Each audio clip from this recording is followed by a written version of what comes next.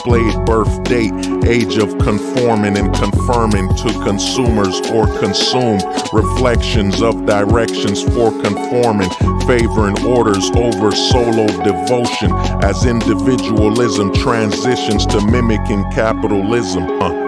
Smoke forms during sour burning celery greenery. Steam leaves leaders blind while guided by flaming haze. Paves the way where fear be dreaming. Failures lure drooling fools, ignoring isolation of playing main character. Acts attracts, chasing validation of others rather than self-deflection of reflecting. Habits given then earned, not a cap and statin plays that happen. No Pinocchio, so no nose growing. Adorn words flowing, fountain of youth found out in corruption, damning man's path, gathering stats that never ask questions, all dispersing rewards, pursuing curiosity over currency. They claim saying flames, though pyro for shows, no explosion for war, rather than darts that tag marks, not a talking optimist, hit missiles that miss, leave you all sparked, past tense of offense, body leaning on reaper, sickle slices, wide dimensions where frames lay, place decay, they care prior going upwards or downwards forever. They said the truth won't survive beside the lies that maintain the decaying faces of this place.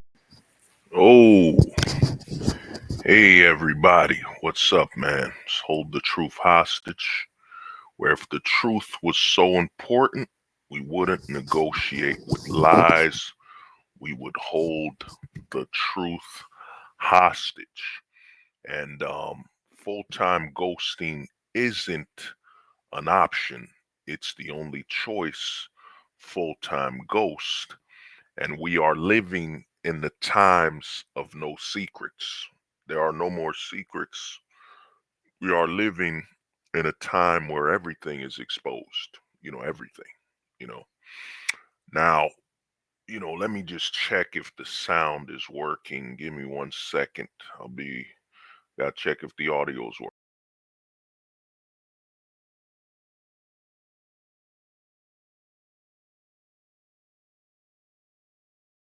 Well, all right. Well, the audio's working. So, man, this stream, I want to talk about, something. This stream's like a sequel to a video I did a couple years back called The Dating Simulation. I did a stream way back. I did a video way back called The Dating Simulation. In fact, let me see. Should most likely it's on MGTOW.tv, dating simulation. So it should be on MGTOW.tv. Now, the reason this is a sequel to the dating simulation is that I think, we men have reached a point where we're now evaluating everything. You know what I'm saying? And I think a lot of men are in the position where we're simulating all of life. You know what I'm saying? We're simulating all of our lives. And one of the biggest things, the reason I call this stream Men Simulate Life, is that a lot of men aren't aware that they want you to give that up. They want you to give up simulating what's gonna happen. You know what I'm saying? And you gotta think about simulation of simulating your life. It has to do with critical thinking, your knowledge of what's going on, and then you playing that in your mind. You know what I'm saying? You playing that in your mind to see the end results. Because, and I'm gonna get to it, this stream, I just wanna get direct, man. I'm gonna get direct to what this is about. Because, oh yeah, I almost forgot, man. Merry Christmas to everybody. Happy holidays. You know what I'm saying? And if you're going to the holidays alone, I did a stream called No Family Holidays. In fact, give me a second. Let me see the title. What was the title of that stream? Give me 1 second. Yeah, it was called No Family Holidays. So I did a video called No Family Holidays.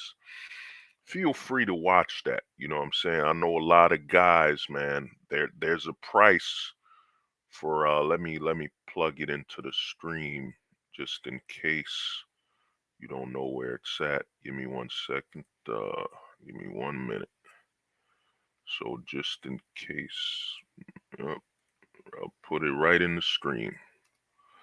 It's called No Family Holidays. You know what I'm saying? You should watch that video just in case you're not gonna have a family with you during this holiday, Christmas and New Year's and so on. Watch that video. It's 20 minutes of audio, but I'm just telling you the truth is, man, there's a price. There's a price for men simulating life, and the price is understanding that, man, you weren't wrong. You were not wrong to be alone. Well, not alone. I think that's the wrong term. You're not wrong for being single. You know what I'm saying? You're not wrong for being single right now, not in a relationship. Cause, you know, I'm changing I'm just gonna drop the truth now. A lot of men need to understand the difference between alone and single. You know what I'm saying? You have to understand the difference. I know we're in this society, I mean, this nation, this work only nation. As I said, the work only nation is a nation where that's all you can do. You're in a work only nation. So they've trained you to think that single and alone are the same. You know what I'm saying? When they're not. You have to understand that you as a man, you're single by choice. You know what I'm saying? Single by choice.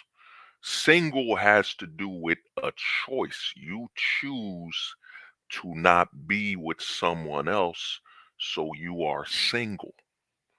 Alone is that you have no choices. You know what I'm saying? You're alone. You have no choices. And we know they've altered the meaning of this word when you look at feminism and how they've plugged in the word that are telling a lot of women they're single. They're strong. Remember the wording: strong, single, independent woman. They've constantly pushed this narrative because they wanted to plug into the mind of the women that this is a choice, that they're in a position of choice, that and it's to falsely empower them. Think about it. If a man is the person that's supposed to propose to the woman, right? That's the message they're pushing. The man's supposed to propose. The man's supposed to decide whether that's his fiance, engagement, and so on. So if the man is supposed to choose and initiate the purpose of interaction between the man and the woman, then doesn't that all mean that the man chooses whether the woman will be single or not? As in, the man's making the choice. So how can the women be single rather than alone when single means they had a choice? When the truth is, if you look further back in history, what was going on? The fathers was setting up their daughters. They were setting them up. They would choose who their daughters would be with, and when a man would you know when a boy or would start dating their daughters, the fathers would decide if that relationship remains or is completely made null and void. The fathers would decide. That's why you get the narrative of she has to get her father's approval for hand in marriage. But what they've done is they've pushed it forward. But the truth is, it's supposed to be she has to get the approval of her father to even date. at all, period, to date at all. She's supposed to get the approval of her father, but they watered it down, as men lost more rights and authority within the relationship and the interaction with their children. It became, they pushed it further down to, well, the father should let his daughter date anybody, what I'm saying, date anybody, but he can tell her whether she should marry him or not. What I'm saying? So they've pushed the father's point of influence and authority. What's the Why would it matter if if somebody approaches you to ask you for your daughter's hand in marriage when you've never had the choice to decide who she dates? So it made the whole get the father's approval to get married worthless. It made it worthless. You know what I'm saying? It don't mean nothing. You know what I mean? So now what this stream is about, the reason I say men simulate life is that their their goal is to take that away from you. Their goal is to take the ability and pursuit of simulating life before you make your decisions. Think about all the big, narratives that have been pushed on men since the 2010s till now. You know what I'm saying? It's been that we're in a simulation. They've been telling men, teens, they've been telling them by the millions, we're in a simulation, and a lot of men have said, taken a look at the Matrix and these movies and all that, have said, oh yeah, we must be in a simulation. And a lot of men don't understand just how damaging that narrative is, the narrative that we're in a simulation. You know what I'm saying? This narrative is to basically suggest that life decides, the innovations and the sacrifices that are all done had nothing to do with us men. Had nothing to do with us men. That's what this whole we're in a simulation is all about. It's all about, it has nothing to do with men. And I'm going to explain to you why the Matrix, the movie, was that way. Why a lot of men don't even understand the perspective in which the Matrix was written. You know what I'm saying? I don't think a lot of men understand. One of my boys had to inform me years back about the Matrix, who's the authors and so on. And I'll get to that, but you have to understand the narrative of them saying, hey man, we're in a simulation. It's to completely discredit what men have accomplished to get to where we are now, the technologies, the societies, the nations we've all built. It's to discredit everything men have accomplished and are still accomplishing, because all they're going to say is, oh, we're in a simulation. It's just happening because that's what would happen. You know, when we've seen that, that's a lie. Like, I'm a millennial and I remember in the 90s, I remember in the 90s where a couple teenagers, not teenagers, a couple college students made a car run out of water, right? They made a car run on water and they went on a trip and they disappeared. You know what I'm saying? They disappeared, so they made a car run on water and they disappeared, right? So if we're in a simulation and all this stuff is calculated, we've all played video games and, society is just a simulation, just running its course, then why don't we have access to these cars that are running on water? You know what I'm saying? We've played games where when something happens in the video game, now we all get access to it. You know what I'm saying? Or we're given a quest of how to get access to it. If we're in a simulation, then that means the cars that run on water, we would have access to, right? Because why would the world simulate something, bring something about creation then we have no access to it at all. You know what I'm saying? At all. You know what I mean? If we were on a simulation, wouldn't whatever's presented to us would not be able to be removed and taken away? We would have access to it, right? We've all played simulated racing games, simulated farming games, and so on. When you play those, like I used to play, what was it, Moon Harvest Moon. I mean, I used to play Harvest Moon, the farming game, and you would see in the simulation of farming, it's a farm sim.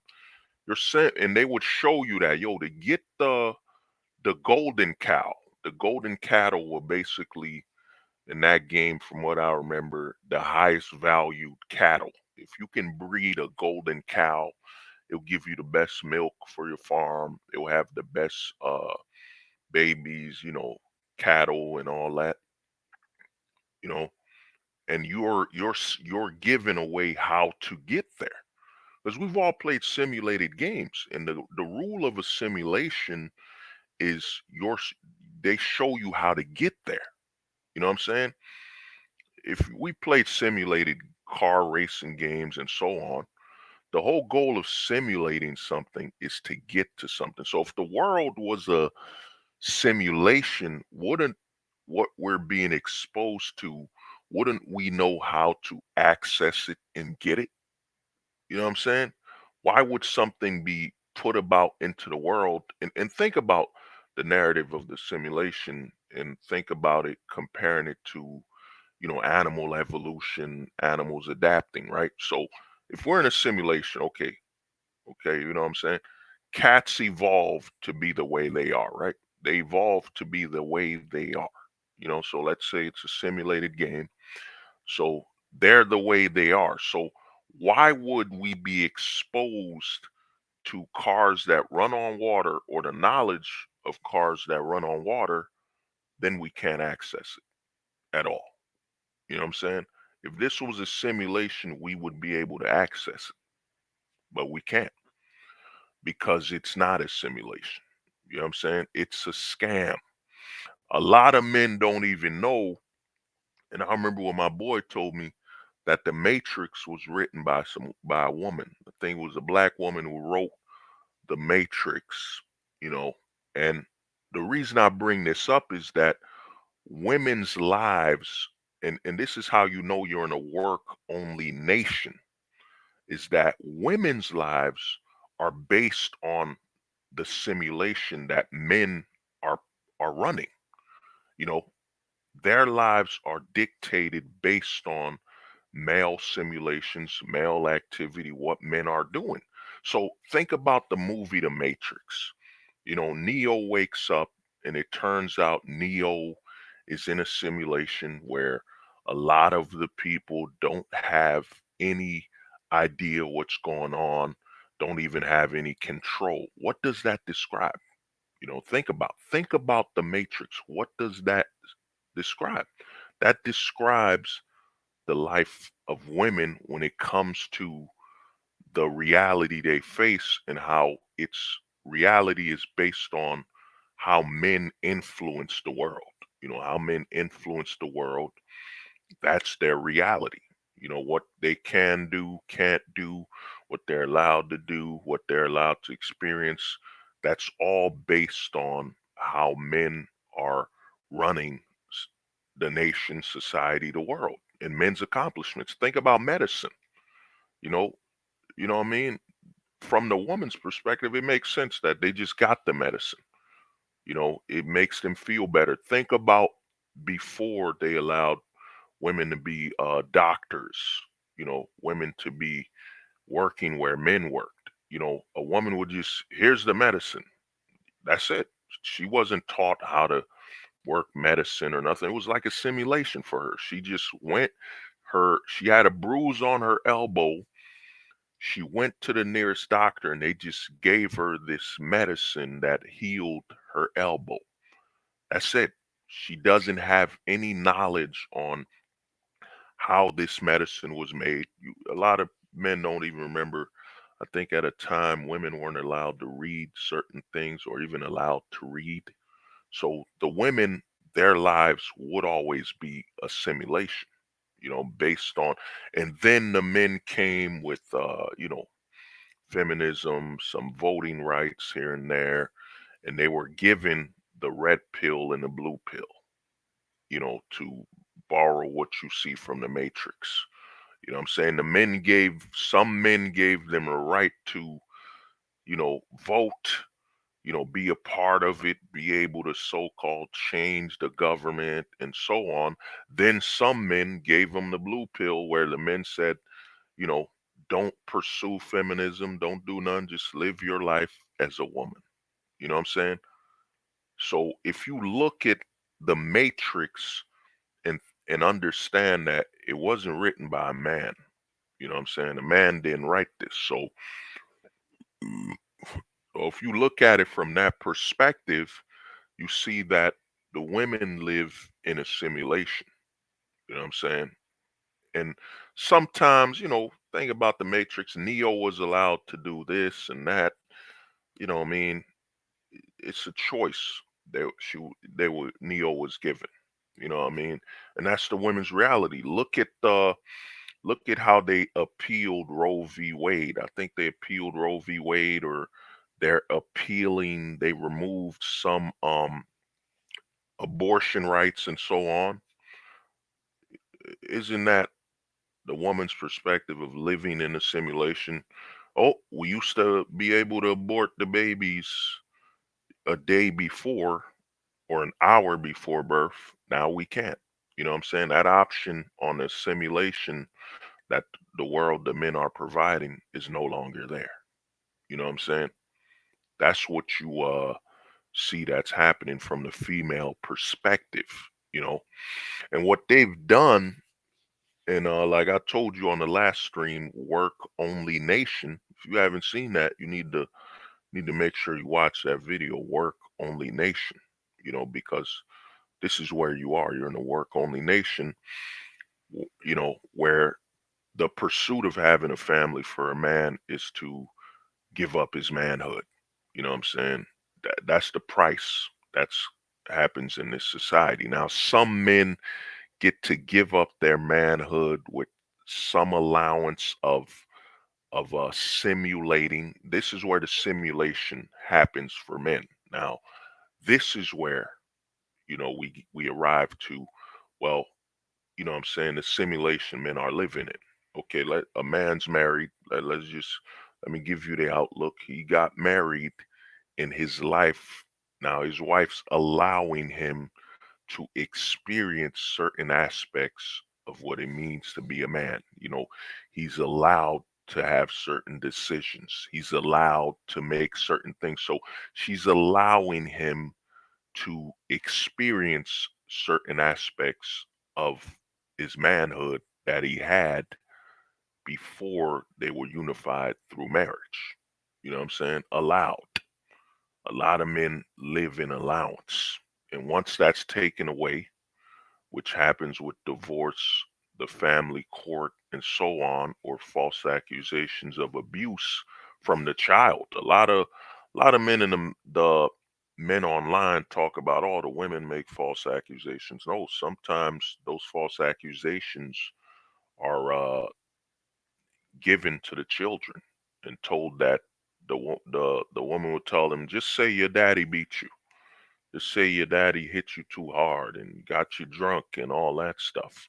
You know what I mean? So now the false accusation is implanted on the child. Then the child points the finger at the father, and the father's no longer allowed to experience what it means to be raising his child and so on. So that's a simulated aspect. A certain simulation. That's when the man is living the life of a simulation. You know what I mean? Where the rules are already pre-written. You know, when it comes to the marriage and the long-term relationship and so on. So that's what a lot of men need to understand. Now, why are men simulating life more than ever before? Why is this a sequel to the dating simulation?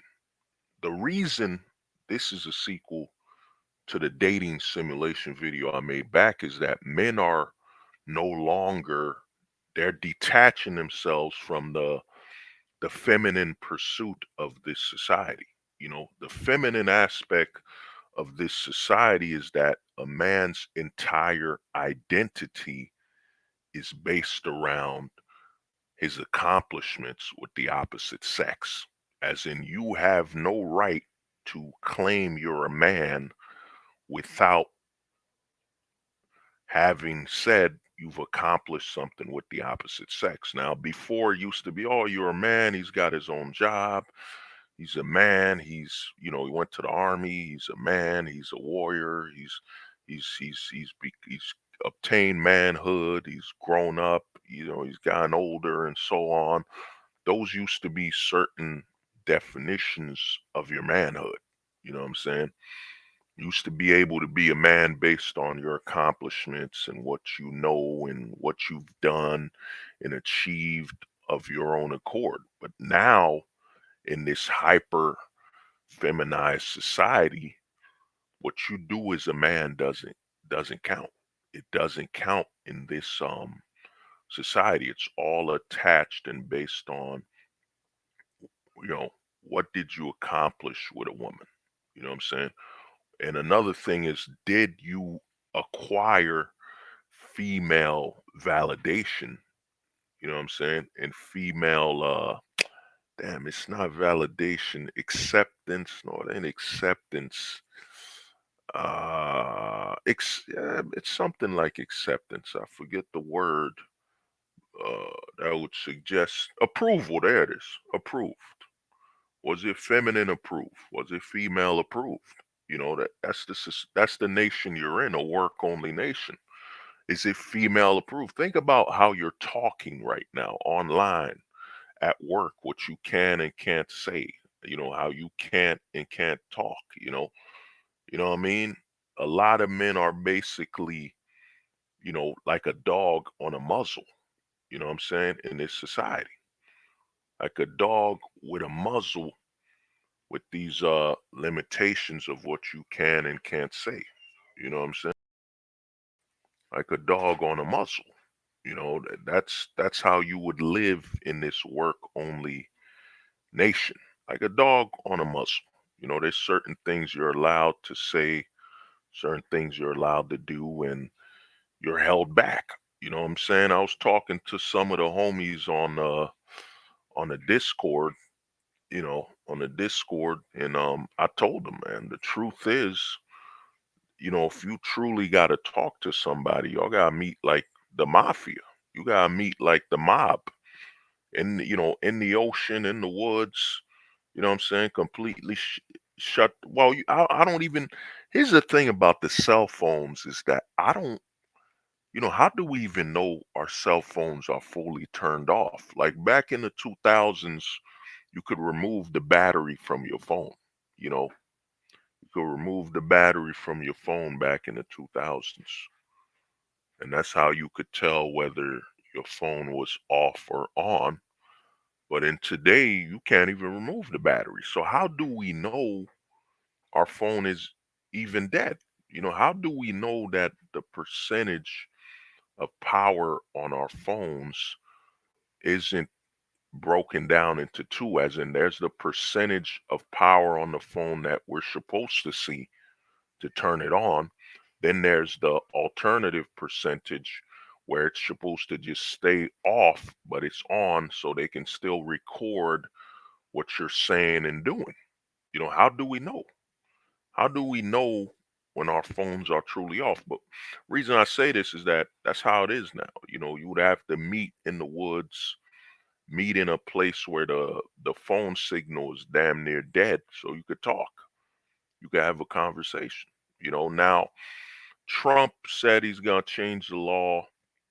You know, the word on the street, Trump is gonna actually do what should have been done, and it should have been done since MySpace. This law should have been enacted because the American people, man, what's happened, and I covered this on the previous stream where I went over Trump's presidency, is that a lot of these social media websites, Facebook, Instagram, you know, even Rumble I'm on right now, YouTube.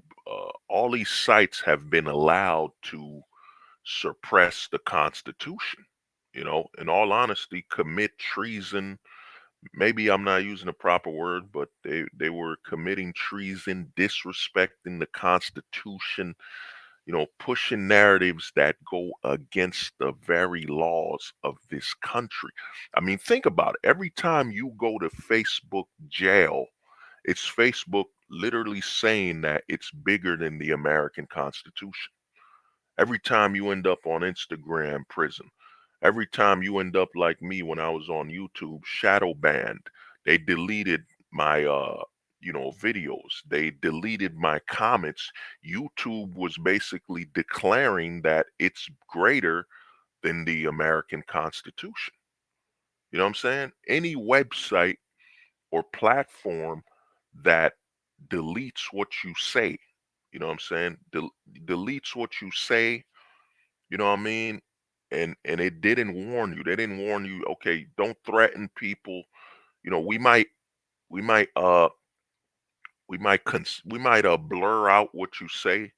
You know what I'm saying? A part of me surprised YouTube and all these websites, even Rumble, don't have a blur feature where they would blur out some of your comments and you could click. It's kind of like the not safe for work images you see on certain websites. When it's not safe, you got to click whether you want to see it or not.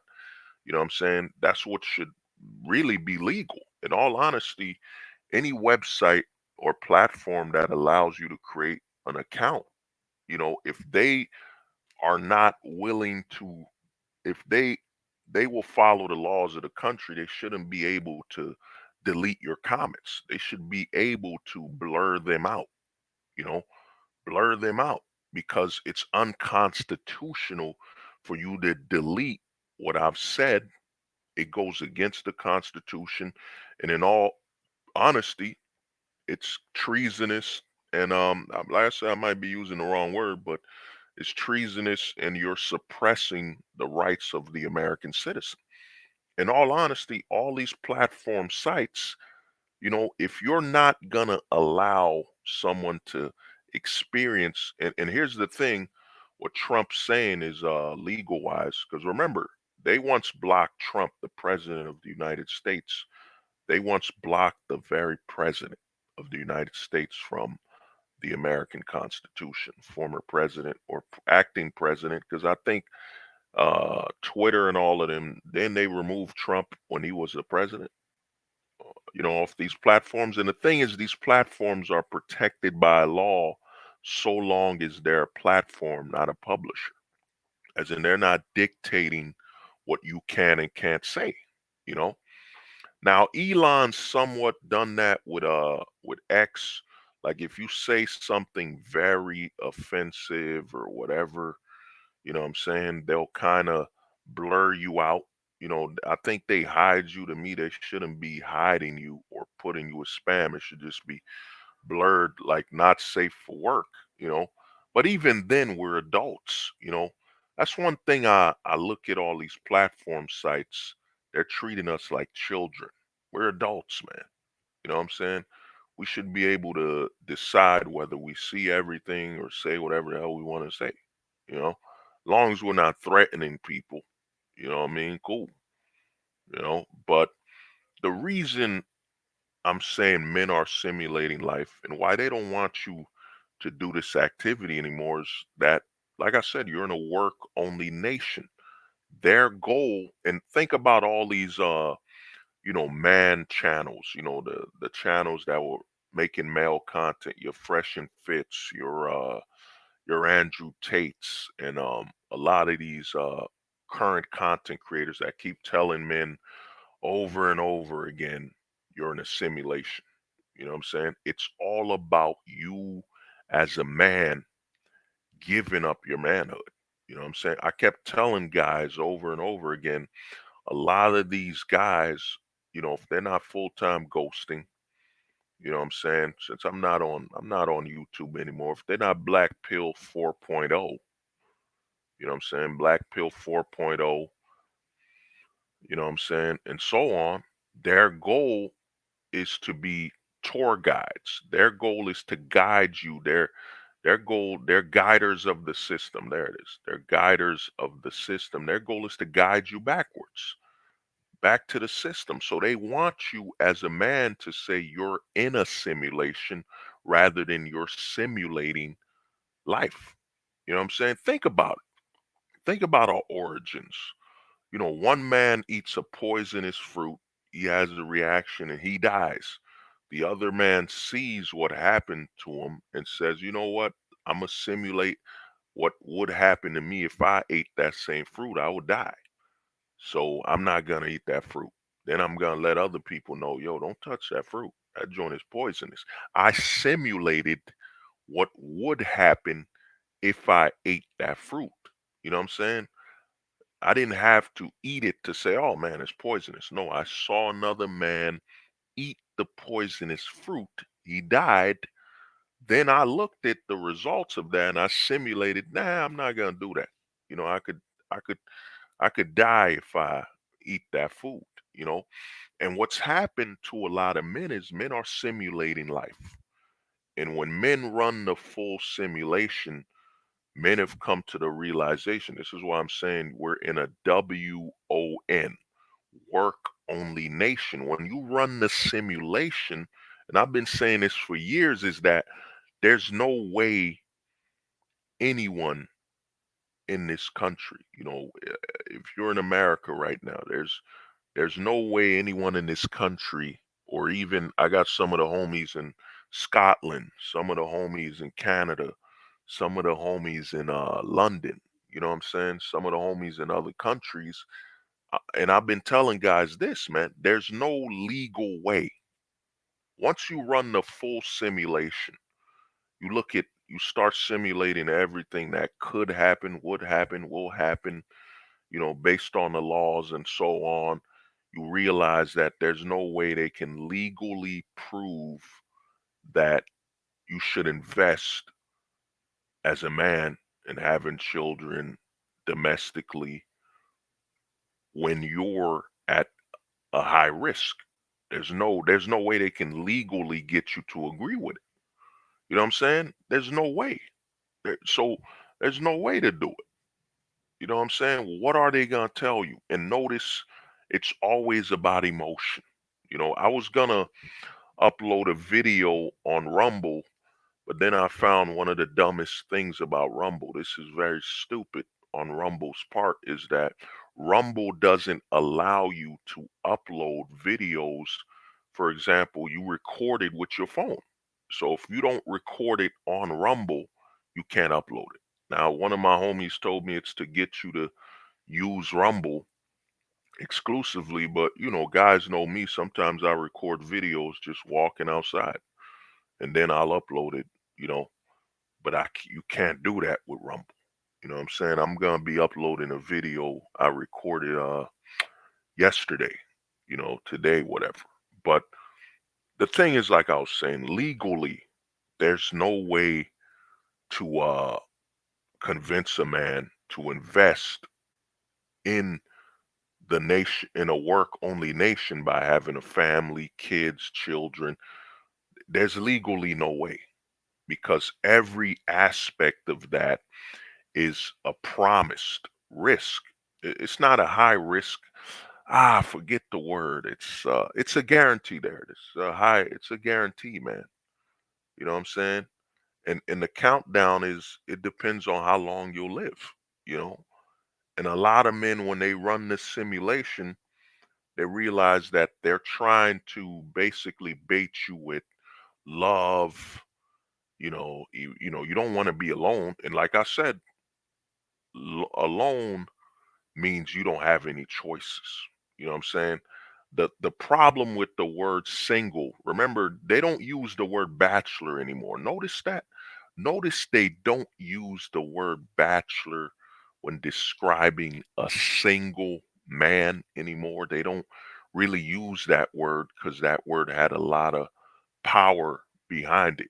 You know, it was suggesting that the men made their choice. This is the lifestyle they chose, which is to be a bachelor where they're single, they just mingle with a lot of women and go about their business. They're not in any long-term relationships or anything set in stone. They're bachelors. They have bachelor pads and so on. They remove that from men. Now they just say, oh, these men are alone. You know what I'm saying? These men are alone. You know what I'm saying? Then they say the women are single. When single inquires, you have a choice. You know what I'm saying?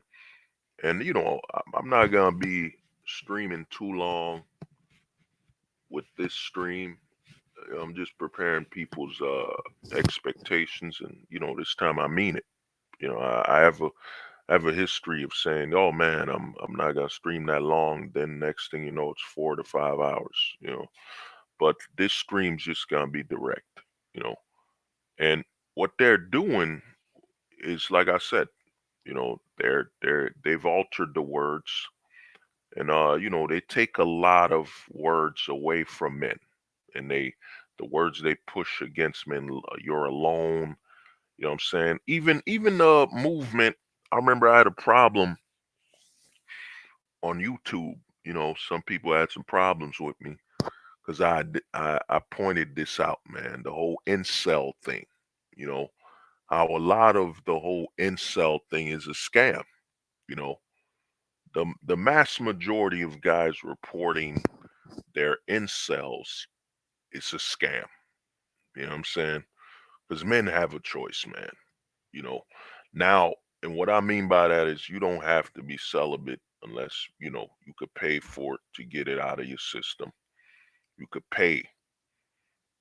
Now the men that are truly celibate, I mean, incels, are usually the guys that are, it depends on how, you know, damn, what's that word I'm looking for? Yeah, how problematic their disabilities are. If a man has a crazy disability where he just can't operate, can't do anything by himself, can't make any decisions at all, that man is an incel. You know what I'm saying? That's really what inceldom is. A lot of guys who watch these videos about incels don't even think, man. You ever thought maybe the whole narrative being pushed about incels it's a psyop? It's actually a government plan. You know what I'm saying? Oh, volunteers can't be victims. My brother was good, man. What's up, man? I see the message, man.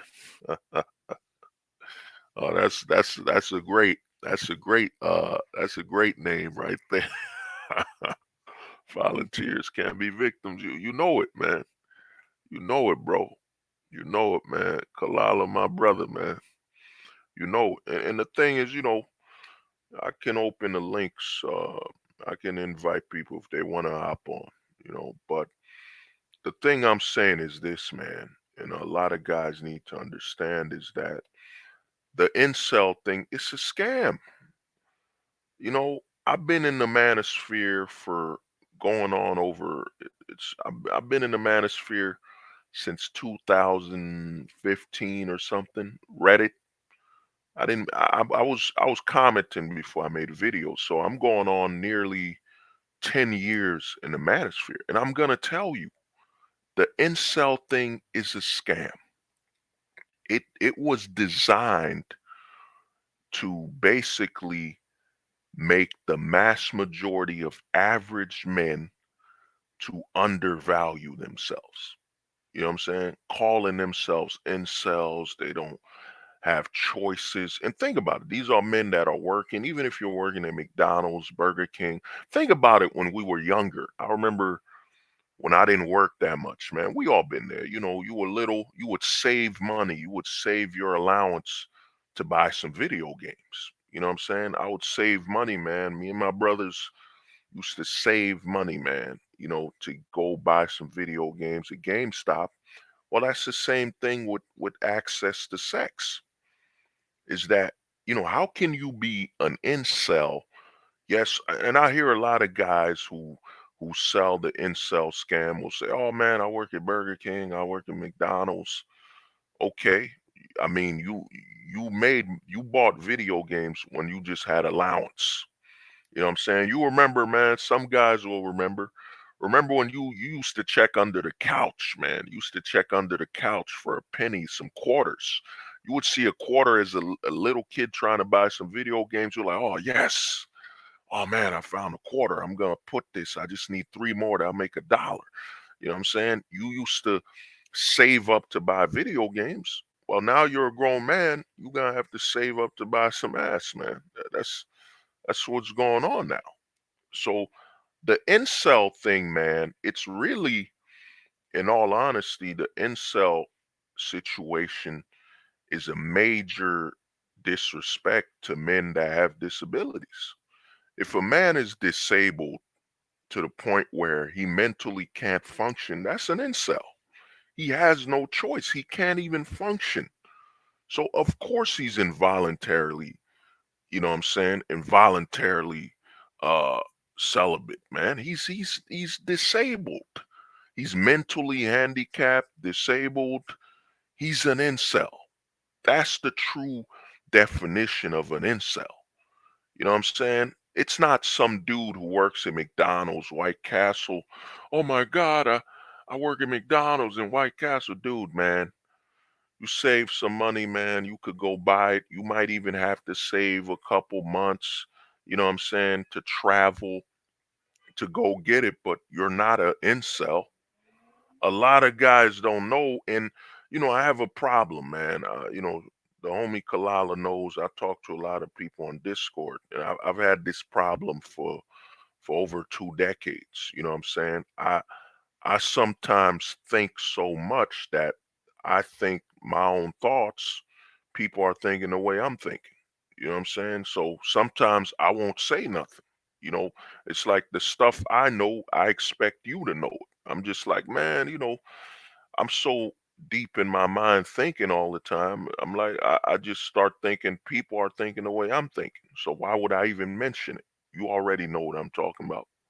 That's why I never really I would time to time talk about inceldom, incels and what it means and all that. But dude, the incel is a disabled man. And you got to ask yourself, are you disabled? You know what I'm saying? Are you disabled? Are you so mentally ill you need a nurse to put on your diaper, feed you? You know what I'm saying? That's an incel. You know what I'm saying? That's the true definition of an incel. You know what I mean? It's either that or a guy that has no way of paying for it at all. The option is he's in a country where if he's caught paying for it, and even then, I mean, even then, if you're in a country where it's illegal, you could still do it. There's a risk for paying for it. You know what I'm saying? There's a risk, but, how are you an incel? How are you an incel when, yes, he paid for sex and he ended up in jail or he got caught? So that means you have a choice, man. A lot of men don't understand that it's psychological. It's a psyop. Think about when the incel movement happened. Think about it. Wasn't that like the 2010s or something?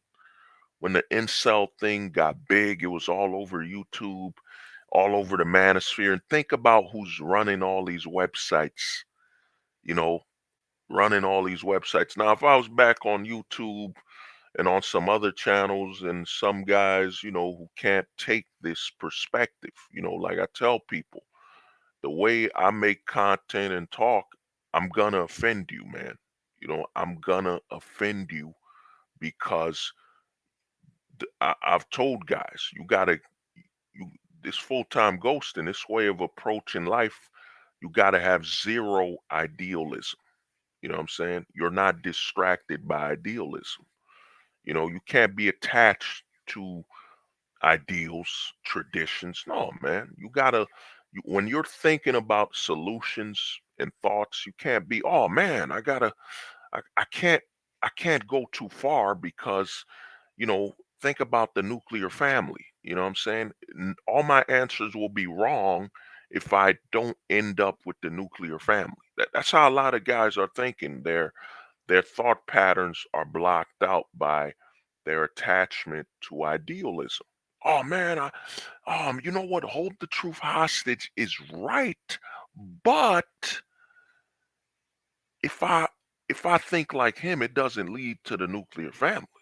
So he's wrong because his answers or his thought patterns don't lead to the nuclear family. He's wrong. You know what I'm saying? That's what's happening to a lot of guys attached to idealism. They they put this ideal in their head and nothing can be right if it doesn't bring them back to their ideals. You know what I'm saying? Oh man, hold the truth hostage, you got some great points, but it doesn't lead me to the nuclear family. So you're wrong. Or you're outrageous the way you're thinking. You know what I'm saying? This is what's happening to a lot of men. And a lot of guys don't want to admit that the incel is like feminism. What I mean by like feminism is that it is a psyop. It is a government funded operation, potentially a corporate operation, or even social media operation. Think about it. YouTube starts in 2005. You know, all of a sudden there's no rules. Guys are allowed to say what they want, cry, and I'm an incel. And, guys, when I wake up and look out the window, the clouds seem to always be raining. I'm an incel. I'm so alone. And oh man, any other guys that are incels, come talk to me, man. We're all incels. We're alone. It's basically a lot of men signaling.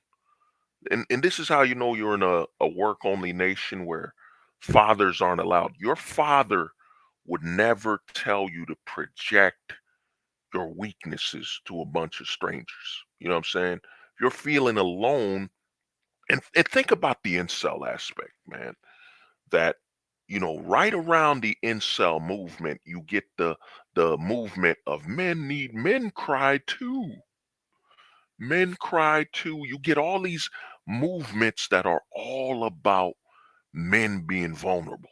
So we got incels in one sector, we got men have to cry, we got men have to be emotional, men need to be more emotionally available, men need to vibrate, be in the same vibe with the women, men need to be feminized. A lot of guys don't see how this all correlates, how this is, in the words of the Lion King, the circle of life. You know what I'm saying? Get the men to be incels, crying and bitching. You know what I'm saying? Well, why can't I be loved? I just want to wake up one day and look at some woman and she'll tell me she loves me. You know what I'm saying? Don't you notice how this all connects? It can't be a coincidence. It can't be a coincidence that we had the men's rights movement, we had incels, we had, what I'm saying, a whole movement to make men cry and say men cry too. Because I mean, a male baby never cried. I've never seen a male baby cry in my life. You know what I'm saying? I've never seen a baby boy cry. I've seen a baby girl cry, but I've never seen a baby boy cry. So, of course, I would need to push a movement that men cry too. You know what I'm saying? It's insanity, man. And a lot of guys don't see how all of this happened. And think about it. The men's cry movement, the incels, the men need to be more emotionally available. Men need to be more romantic. All of this happened in the same decade. And as they push further with Me Too, you got more incels. I remember when I was in the black pill space, man, you would hear all these movements. What was her name? She worked for Fox News. Uh damn, something, I forget the blonde-haired lady's name, whatever her name was. She said all men are trash. And I did a review on that video, but she said all men are trash. At the same time, you have a major push for inceldom. You got major proof for men crying. It was all a collision to surround men into a choice of weakness. You're either going to be a part of the men that are, I cry. You're going to be a part of the men that are, I need to be more in touch with my emotions. Oh, I'm an incel. I'm gonna be alone all my life. They gave you a variation of choices to adapt to failure and to feminize yourself, and of course to volunteer to be a victim. And like I said, volunteers can't be victims. So all throughout the 2010s and early 2000s, like I tell guys, the movie that told me, man, I look back, a lot of guys, I used to think, one of the big bad movies was 40-Year-Old Virgin. Nah, bro, it wasn't 40-Year-Old Virgin. It was American Pie, man. I think it was American Pie 2. You could correct me if I'm wrong. American Pie 2, where they went to college. You know what I'm saying? They went to college. A guy, you look at American Pie like, oh man, that's the movie where the guy fucked the pie. And you're like, all right, man, he effed the pie. Whatever, man. You know what I'm saying? He's a dude, he effed the pie. Like how badly did he degrade himself? He stuck his joint, stuck his privates in a pie while he was alone, secluded. No one's in the house or whatever. He did that on his own time, whatever. But American Pie 2, they went to college. They went to college, and Stifler, Sean William Scott, Stifler has a scene where he let a chick finger him, you know what I'm saying, in the butthole, and he lets a chick tell him to kiss another man so she would kiss him. And they advertised this. I remember they marketed this in the trailer. That's really where it started. That movie right there, American Pie 2, the sequel. You know what I'm saying? If you look at it, you're like, yo, that's crazy. They were just projecting to men you could still be straight if you kiss another man with the pursuit of a woman. Think about that, man. Think about this narrative that you could still be straight if you kiss another man if you're pursuing a woman. You know what I'm saying? If the woman said, kiss this other man, and then she'll make out with you, it's not gay. You know what I'm saying? It's not gay. But if you did it without the pursuit of a woman, it is gay. You know what I'm saying? They started pushing heavy that a man's life, you know what I'm saying? A man's manhood is based on, his reaction to the pursuit of a female validation. So if you watch American Pie 2, you're like, man, that is insane, bro. The length that Stifler and the other male actor did. And think about it. These are two male actors and they emasculated them. Instead of them having them do something cool, something reckless, like these chicks would say, well, if you climb to, it's still gonna be crazy. But if she said, you know what, if you guys just climb to the very top, the rooftop of the college dorm, she'll give you a kiss. She'll be waiting for you there. And they get up there to the rooftop and, she's not there. That would have been funny. That would have been cool. That would have still been funny and hilarious. You know, she dared them into doing something dangerous just for a kiss. You would have been, all right, that's funny. But instead, the directors of that film said, you know what?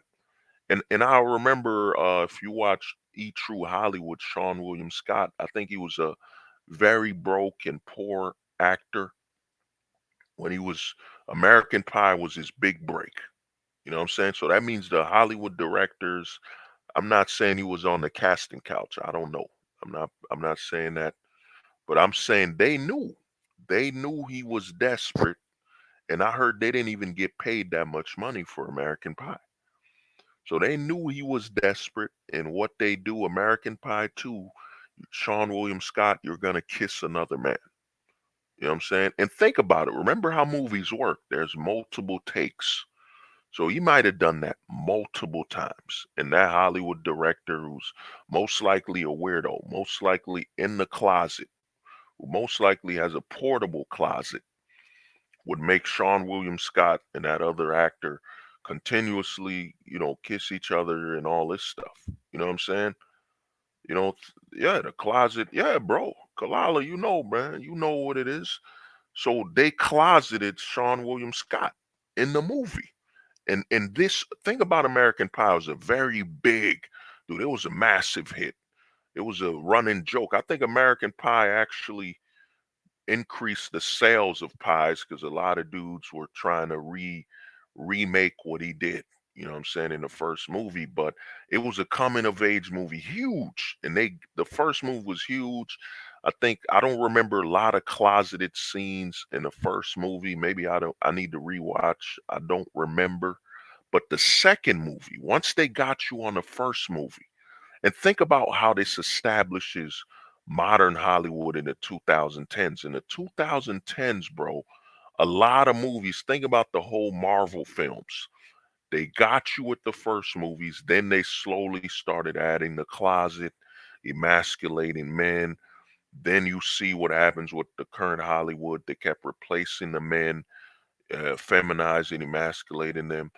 And you look at American Pie and you're like, man, American Pie was truly training men how to have a portable closet. And a lot of guys, ask me, what is the difference between the closet and a portable closet? Well, the closet is, we all know that. The closet is the guy that's in his house. That's in his house, or a closet in a different location. You know what I'm saying? That's in his house. But the portable closet is when a man, everywhere he goes, he does all this closeted activity, but he doesn't claim he's gay. You know what I'm saying? He'll try to kiss another man in the mouth and just say, "I'm just playing, bro. I'm just joking around." That's the portable closet. Or you see dudes on TikTok doing these pranks where they attempt to kiss another man, or they kiss another man in the cheeks, or they try to hug another man.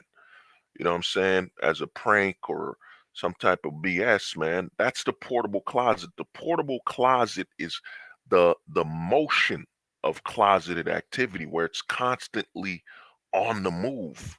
That's the portable closet. You know what I'm saying? And that's what's happening. You know, a lot of guys is on that. But like I was saying, man, a lot of guys need to understand the whole incel movement. I remember I was talking to a guy that claimed he's an incel. You know what I'm saying? He got a YouTube channel. I'm not gonna put out no names, but I was talking to him. I was trying to help him out.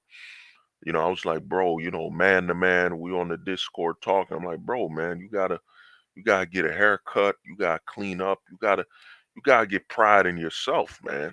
And the dude he was a truck driver. You know what I'm saying? Very socially awkward. The guy has zero social skills, and you could tell this is how you know a lot of men have been feminized. They used to tell you, yo, you need to get a wingman or chill with your cool cousin, your cousin, or chill with the guys to learn how to socialize. You would have to learn to socialize from your fellow man, just as your father would teach you how to socialize. You be around your fellow man to socialize. This guy had zero social skills. You know what I'm saying? So he was a trucker making hundreds of thousands of dollars a year. Making hundreds of thousands of dollars a year. So how the hell is he an incel? You know, how are you an incel when you're making hundreds of thousands of dollars a year? How are you involuntarily celibate if you're a truck driver making hundreds of thousands a year? Somebody explain that. Somebody, what they say, make that make sense. You know what I'm saying? Make that make sense. How are you involuntarily celibate? A lot of guys don't know that this whole narrative of you saying you're an incel is really you volunteering to claim you're a retard. You know what I'm saying? You're basically volunteering to you're claiming you're retarded, you're too stupid, you're unable to function in society, you're unable to take care of yourself, you're unable to change your own bath water. You know what I'm saying? The claim of being an incel from a average man is literally claiming a mental and a handicap. That's what it is. There's no way, dude. If we go online, we've seen some chicks, you know what I mean, what they call them. You know, I was watching something where they said they saw a hooker in broad daylight. They called it a day walker. They called her a day walker.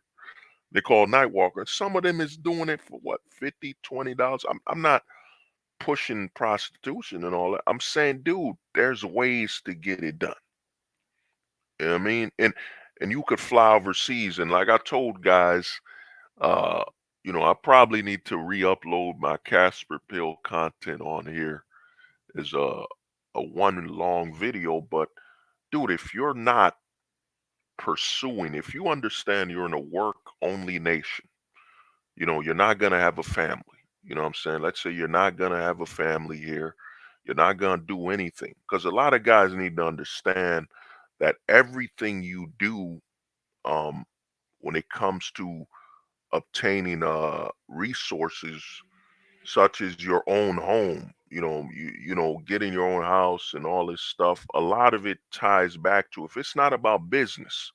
I tell guys, if it's not about business, like if you're not getting a house for business reasons, uh apartment reasons for business, if everything's not about business and you know money and you're working in the nation, like I said, this is a work only nation, then you're preparing to start a family.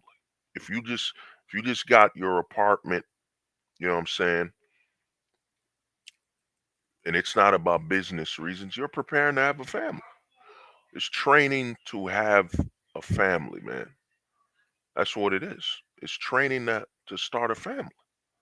Because if it's not about business, then it's training for starting a family. You know, that's what a lot of guys don't understand. That's why I tell guys with this full-time ghosting, you would save a lot of money. There's so many options. We're literally in today's age with the internet, you know, we're literally in the golden age of housing options. The golden age. You could rent a room, you know what I'm saying? You can Airbnb, you could live in a motel, you could get yourself a RV. You can get yourself a camper. You could live in a trailer. You could do whatever you want, man.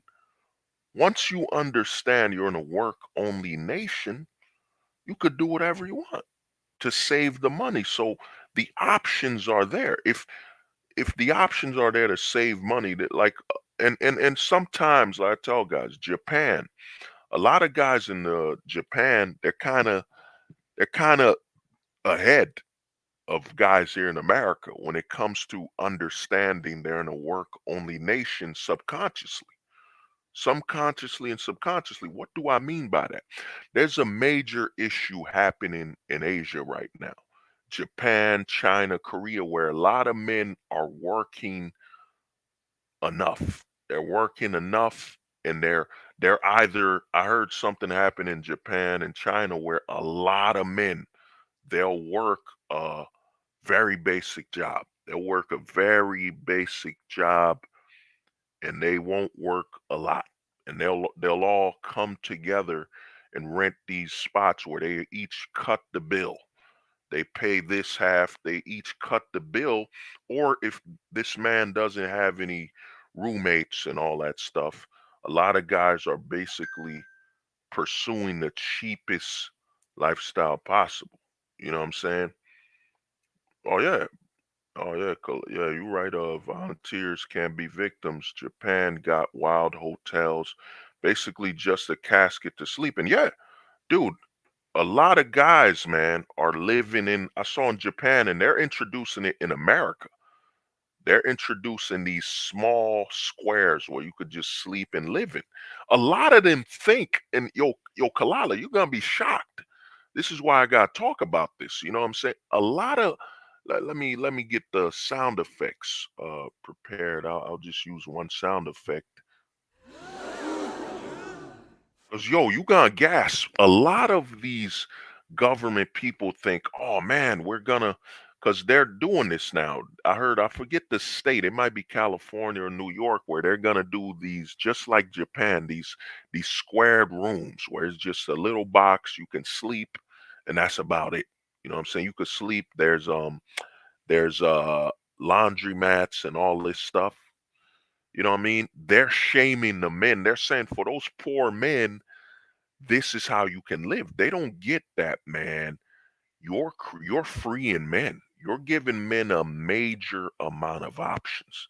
If a man's not gonna start a family, if a man's not gonna have children or none of this stuff, h- and remember what they've been saying, Kalala, what they've been telling us men for decades, especially in the male space online. They've been saying men could live in a house with nothing. Now I'm about to let me zoom in a little. You know, think about this. They say if a man buys a house, he doesn't really put much, besides your TV for your video games and your stuff like that. What are you gonna do? Nothing. So that means now this is where I'm gonna open your mind, man. You know, this level of information might completely alter the way you think. This is why the past few years I've been telling guys, yo, get some storage. Get a storage room to save the stuff you want to add.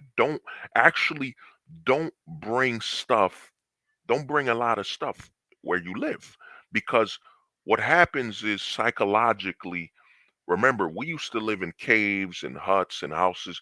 Whenever you live in one um damn, I forget the word. If it ain't mobile, what is it called? If something's not mobile, a household stationary, there it is. I remember the word. So when you move into a stationary location, psychologically, you're gonna fill it up. You're gonna put video games, you're gonna put all these Funko Pops, you're gonna put all these stuff, you're gonna fill the void. Men do this too, hoarding. You go to a lot of these streamers and content creators. You know what I'm saying? You see all these Funko Pops and video games, action figures, because subconsciously, we as human beings have a nesting habit. We start nesting, man. Once you start living stationary, you start nesting. You start putting all this stuff into that housing location so you don't leave it, so you don't move out. That's why I tell a lot of guys, yo, get yourself a storage facility. You know what I'm saying? Make it a mission. You know what I'm saying? Make it a mission. So if you buy all these Funko Pops and all these action figures and they're in storage, guess what's gonna happen to you? You're gonna start saying, damn, I don't need some of this stuff because I don't want to drive to the storage facility. I don't want to keep driving back and forth. So you're psychologically reprogramming your brain to avoid your nesting habits. Because they say, oh, it's just a woman thing, it's a hoarding thing. No, dude, we instinctively have a nesting habit where we'll start nesting. We'll start bringing all this stuff everywhere, in the location we live. Now let me get back to the what I was about to say. Why what they've been telling us for decades. They've been telling us that when men move into a house, men don't decorate a lot. Men don't put a lot of stuff in the household. What a lot of men didn't understand with this narrative, a lot of guys thought, "Oh man, you just give a guy a house. There's nothing there." What men didn't psychologically understand is they were basically telling you that men don't need a lot of space. Let me repeat that. Men don't need a lot of space. That's what's really think about it. If you have a big house and all your video games and your computers are all in the living room, what does that mean? That means every room outside of that, the kitchen, the bedroom, and all of them, you don't need them.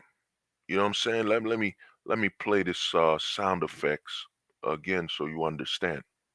What happens is if all your stuff is in the living room, your TV, your gaming consoles, your tools, that basically means a lot of the other rooms in the household are just wasted room.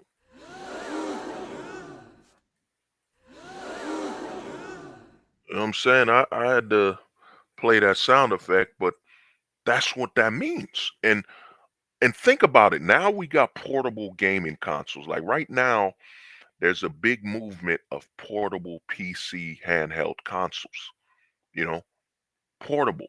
And it's more, and you need less power because these portable consoles, you don't have that much real estate. You don't have a big screen, so less is more.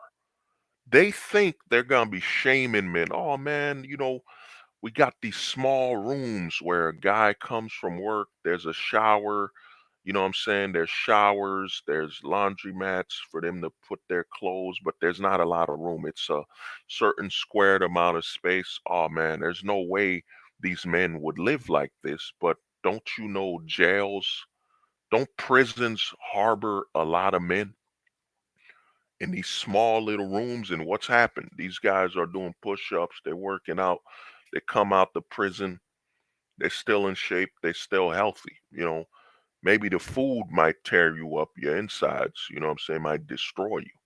You know, the food ain't right, you'll get destroyed. But what happens? What a lot of men, and I notice this happening in the urban areas, the hood, whatever you want to call it. It's even happening in the suburbs. Have you noticed they're building a lot of condominiums, condos, or apartments complexes where you live? You know what I'm saying? They're building apartment complexes everywhere now. And it's more like a condo apartment. I don't know. I forget what they call luxury apartment. There it is. They're building a lot of luxury apartments where the the parking lot is right under the apartment. The parking lot's there. Everything's in that luxury apartment. They realize that, you know, you can have a lot of people in one location and make your money. Like they used to do apartment complexes. They would say, oh, that's for the ghetto environments, that's for the hood. You put all these people in these apartment complexes, they don't have that much room. But here's the thing, what apartment complexes does, all the people are in one location. You know exactly where to sell them the products you need to sell them. And the longer you can keep them there, the more you can expose them to selling and buying products. You know what I'm saying? You can have them all bundled up. You can have them all bundled into one location. You spend less money and you make more money housing all these people in these luxury apartments. Now, what they've realized is they're looking at the prisons now. They're looking at the prisons and saying, how, if we could build prisons, you know what I'm saying? If we can build prison like jail, prison like square, rooms for people to live in. Not only could we build bigger apartments because we're cutting them in half, you know what I'm saying? We're basically giving them a little room, and we could have basically storage sections in this apartment complex where they can store some of their clothes and they can take a shower in some of these group shower locations. They can do their laundry in a laundromat built in the apartment. We can save a lot more money and house more people. And remember, they have their phones anyway. A lot of people on their phones is their number one form of entertainment. Think about it. You watch most of your entertainment on a phone. That basically means you're not buying a TV. That means you don't need that much space. Think about it. If you're walking around holding your phone as your main source of entertainment, your television, it's everything, your gaming, it's all this, then how much space do you need for a widescreen TV? You don't need it.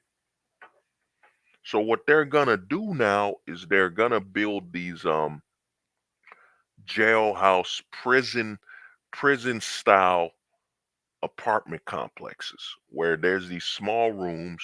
And remember, they've overpriced the average house anyway, has been overpriced. You know what I'm saying? There's no longer any one family homes because it doesn't make sense from a retail situation to make money. Why would you, as a housing real estate agent, want to, or corporation, want to build one family homes? That's less money. Now you gotta, every family you're selling to, you gotta try to find them a house versus putting them all in a five family, six family household. You make more money, you travel less as a real estate agent because you're bringing them all back to the same homes. And the more people, the more families the houses can hold, the more money and more convenient it is for you anyway. So what's gonna happen is you're gonna see a rise of prison style apartments, prison style rooms where it's like a jail cell. There it is, jail cell. We're gonna see jail cell apartment complexes where it's the same size as a jail. You can have a bed, you can have a toilet in there, you know what I'm saying? And if you want to go eat, you got to go downstairs into a lunchroom, cafeteria like setup. I've worked at luxurious apartment complexes. You know, I had to do security in some luxurious apartment complexes, and there was one location for you to go eat. There was like a dining hall, a dinner, cafeteria location. So that's what they're gonna do now. A lot of them will think, oh, the men will be shamed. No, man, the men will be okay. The men will be perfectly fine. You know what I'm saying? The men will be like, oh man, you know what? I'm not gonna get married. I'm not starting a family. And the other thing is we got Tinder, we got apps. Think about the process of Tinder. What do you do with Tinder? You know what I'm saying? You go meet that chick, y'all sleep together, remember Netflix and chill, or you might go to a motel. If the woman doesn't want you to know where she lives, you're just gonna, you know what, let's just go to a motel, you know what I'm saying? And y'all do what y'all do, a motel, a hotel, and you leave. You know what I'm saying? That's it. Remember, a lot of people are projecting a lifestyle they don't live online. So why would a chick who's on Tinder, let's say she sleeps around a lot, let's say she sleeps around a lot but lives in a very nice community, why would she want to constantly bring men around her home? She would just sleep with these men in a hotel or a motel. Now she gets to keep the image that she's just a so-called single woman in a nice community, nice upper housing, up luxurious condo apartment, nice neighborhood. You know what I'm saying? Without the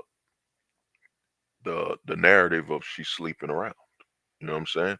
Remember, there's a lot of Airbnbs, there's a lot of motels, hotels, Airbnbs. So there's a lot of choices when it comes to sexual activity. You know what I'm saying? So that's what's happening um, right now. And like I said, what's gonna happen with these jail cell housing situations is a lot of men will just save more money and just look, they might be traveling a lot. You know, a lot of men, this passport bros thing, it's mainstream now. You could search it on TikTok, it's mainstream and it's growing more and more. Because a lot of men, like I said, a lot of men are running these simulations. Let me see what the homie, you know, volunteers can be victims said. He said, I remember like 10 years ago documentaries about men living in computer cafes. Yeah, Japan, uh, S- South Korea, and China, I think, have a lot of internet cafes. But I think the men in America, we're more stable. The Japanese, it's, I don't. I'm not trying to be mean or whatever. I'm just dropping the truth. A lot of the Japanese and Asian men, man, they're defeated. You know what I'm saying? They're defeated, bro. A lot of them, it's in their culture, not only in their culture, you gotta look at the Japanese man's perspective. You know, the Americans, Hiroshima, you know what I mean, Oppenheimer, them dropped the whole nuke on them and had their emperor give up. Their emperor bowed down and gave up. Then I even did history. I looked up history on China. The Europeans were running China. China's been getting its ass whooped by Europeans for decades, man. Then you got South Korea's situation, Hong Kong and all that. Japanese men, to me, man, from all the imagery and videos I see, they're defeated, man. A lot of the Asian cultures I've seen, the men in Asia, they tend to be defeated, defeatists. It's in their tradition to be defeated. You know what I'm saying? Like they look like they're living in this situation because they've given up on life versus a strategical thing. I look at in America where if they build these internet cafes and they build these jail cell housing apartments, jail cell luxury apartments, guys here won't be defeated. It's gonna be more of, you know what, this is convenient. This is convenient. I'm saving a lot of money here. There's low crime. You know what I'm saying? I just have enough room to put my clothes to sleep, but we have a storage facility where I can store my clothes. Man, actually, Kalala, man, this might be a big business idea, man. The more I think about it, I'm like, man, this could be big business. You know what I'm saying? Where you cut down things and basically turn them to like a jail cell, housing situation where people just live in a room like and let me describe it better. Think about it. Your sleeping quarters, the bathroom, like a jail cell. So you have your bathroom in there and you got your bed, maybe a little light or whatever. And then in that jailhouse luxury complex, you have downstairs, you have a whole floor that's the lunch floor. The whole floor is strictly for lunch. Then you have another floor that's for storage. And the more money you pay, the more access you get to storage. So you know what I'm saying? If you're like, I don't want a lot, you get a locker. You get a locker to put some clothes and some of your valuables. But if you want more than a locker, you get a storage facility within that apartment complex. And I think that's gonna happen all over America. You know what I'm saying? And you gotta look at American history, and this is why I say you look at the Japanese man, he's defeated. A lot of the Asian cultures, the men are defeated. I mean, America went through the Great Depression. You know what I'm saying? Great Depression or the damn, what was it? The 2008 recession. The men here weren't defeated. The men were just like, man, this is the current situation, bro. You know what I'm saying? But the Japanese, you hear stories of them being otakus and you hear stories of them dying at an internet cafe. You know what I'm saying? They're defeated, man. A lot of the Asian stories I've heard, a lot of the men are defeated. You know what I mean? Like they it's like they gave up on life. They're just working enough and they think it's a part of their life. Like this is how they're supposed to live. Because I forget what they call it in Japan. Japan, they're not individuals. A lot of the Asian countries are not very individualistic. They're I forget the word. It ain't groupthink. It's something. I forget the terminology, but a lot of the Asian countries are like that, where they're not about embarrassing each other, their culture, their traditions. It's kind of hive mindish. You know what I'm saying? And the way you see the Asian countries is that's why the population is dying. Oh, there's not enough jobs. I heard in Japan the men work, just give their whole salary to their wife and she does whatever with it. You know what I'm saying? So their culture isn't as individualistic as we are here. You know what I'm saying? I think the men here in America, you put us in a small room, we gotta figure out how to make it work. You know what I'm saying? We're not gonna really look at it from a defeatist perspective that, oh, my whole life is over. I have to have a big house, gotta start a family. I think the American man's like, man, we've been through worse, bro. If you look at American history, the American man's been through the Great Depression, all this stuff that's happened in America. A lot of men here won't be as defeated, you know. You know what I'm saying? So the men will move on here in progress. And like I was saying, I've been saying this for a while with the full-time ghosting is that once you realize that, you know, once you take the full-time ghost and you realize, I'm in a work-only nation. I'm here to work. I'm not trying to tell you what Fresh and Fit and all these hustling gurus will tell you. You got to hustle so you can get the ladies and do this and that to hustle so you can look a certain way. You know what I mean? Which is stupid. When you're like, dude, you can rent a Lambo. You can rent a Lambo. You can rent a mansion, right? You know, Airbnb a mansion. You can you can rent a Lamborghini. As in you don't need to own anything. You know. Let me see what the homie said. Volunteers can't be victims. Gen Alpha will be the first generation without a TV in their 20s. Oh, that's deep, man. That's deep right there. Yeah. I think Gen Alpha, man, I think they'll be the generation, like you're saying, where the TV might die.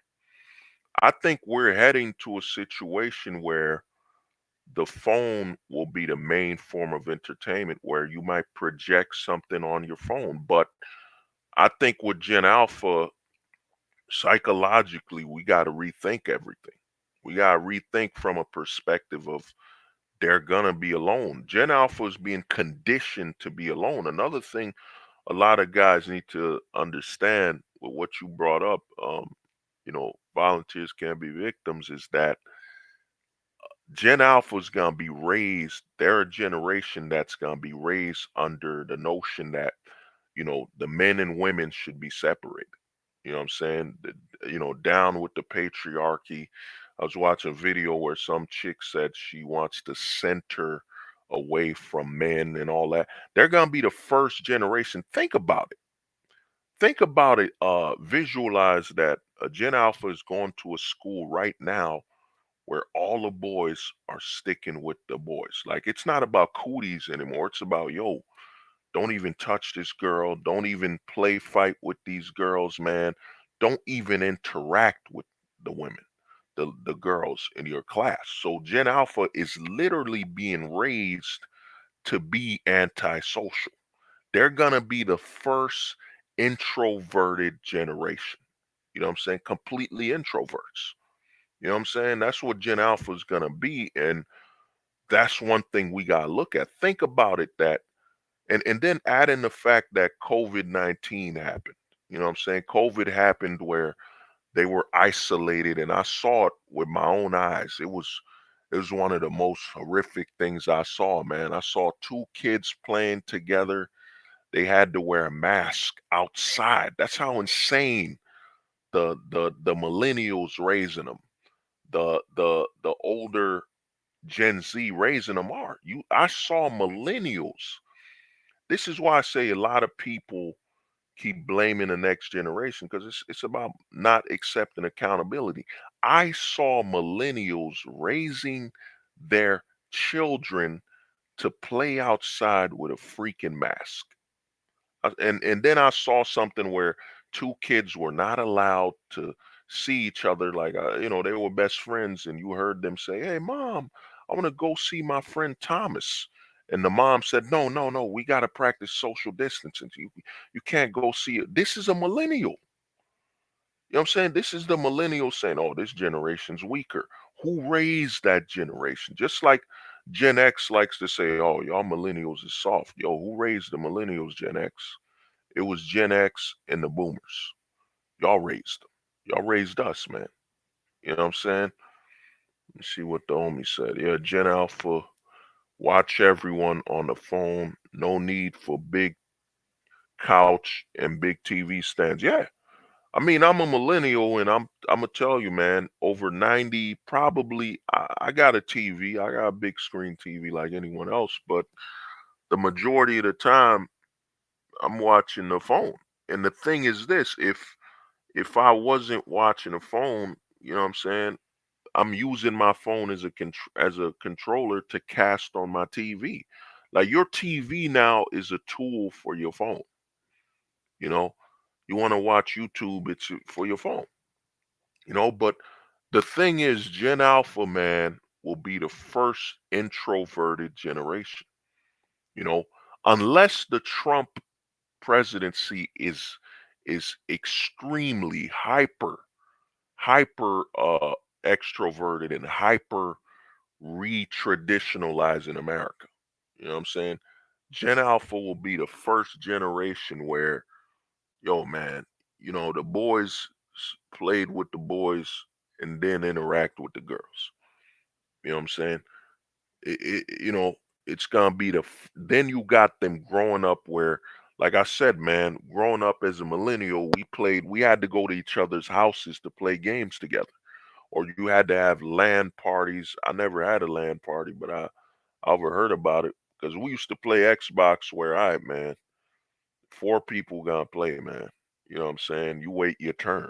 We didn't do LAN parties where, it's an Xbox, two Xboxes combined together so we can all play.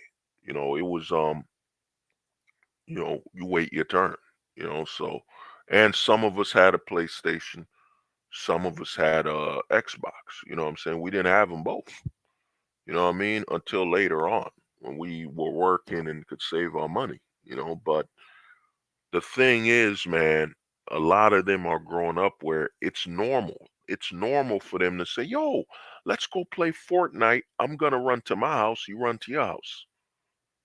Every like I told guys on a stream before, there's a middleman between interaction. When we millennials, Gen Xers, and older Gen Zers were growing up, and boomers and all that, we had no middleman between our interactions. It wasn't the phone.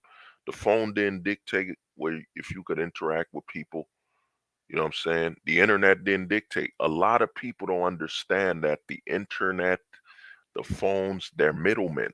They're middlemen between the social interaction of people. You know what I'm saying? That's what it is. Oh, you had online parties, bro. We didn't have those, man. We were still playing video games. You had to come to the house and play, man. Game on, whatever. But I think Gen Alpha, man, the amount they don't know how to socialize without a middleman, you know.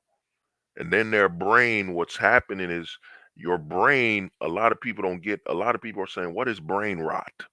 A lot of people are asking, what is this brain rot going on? Why do they have less attention spans? Because it's the organic brain. Think about your body. You need to sleep, you need to rest. The internet doesn't need to rest, man.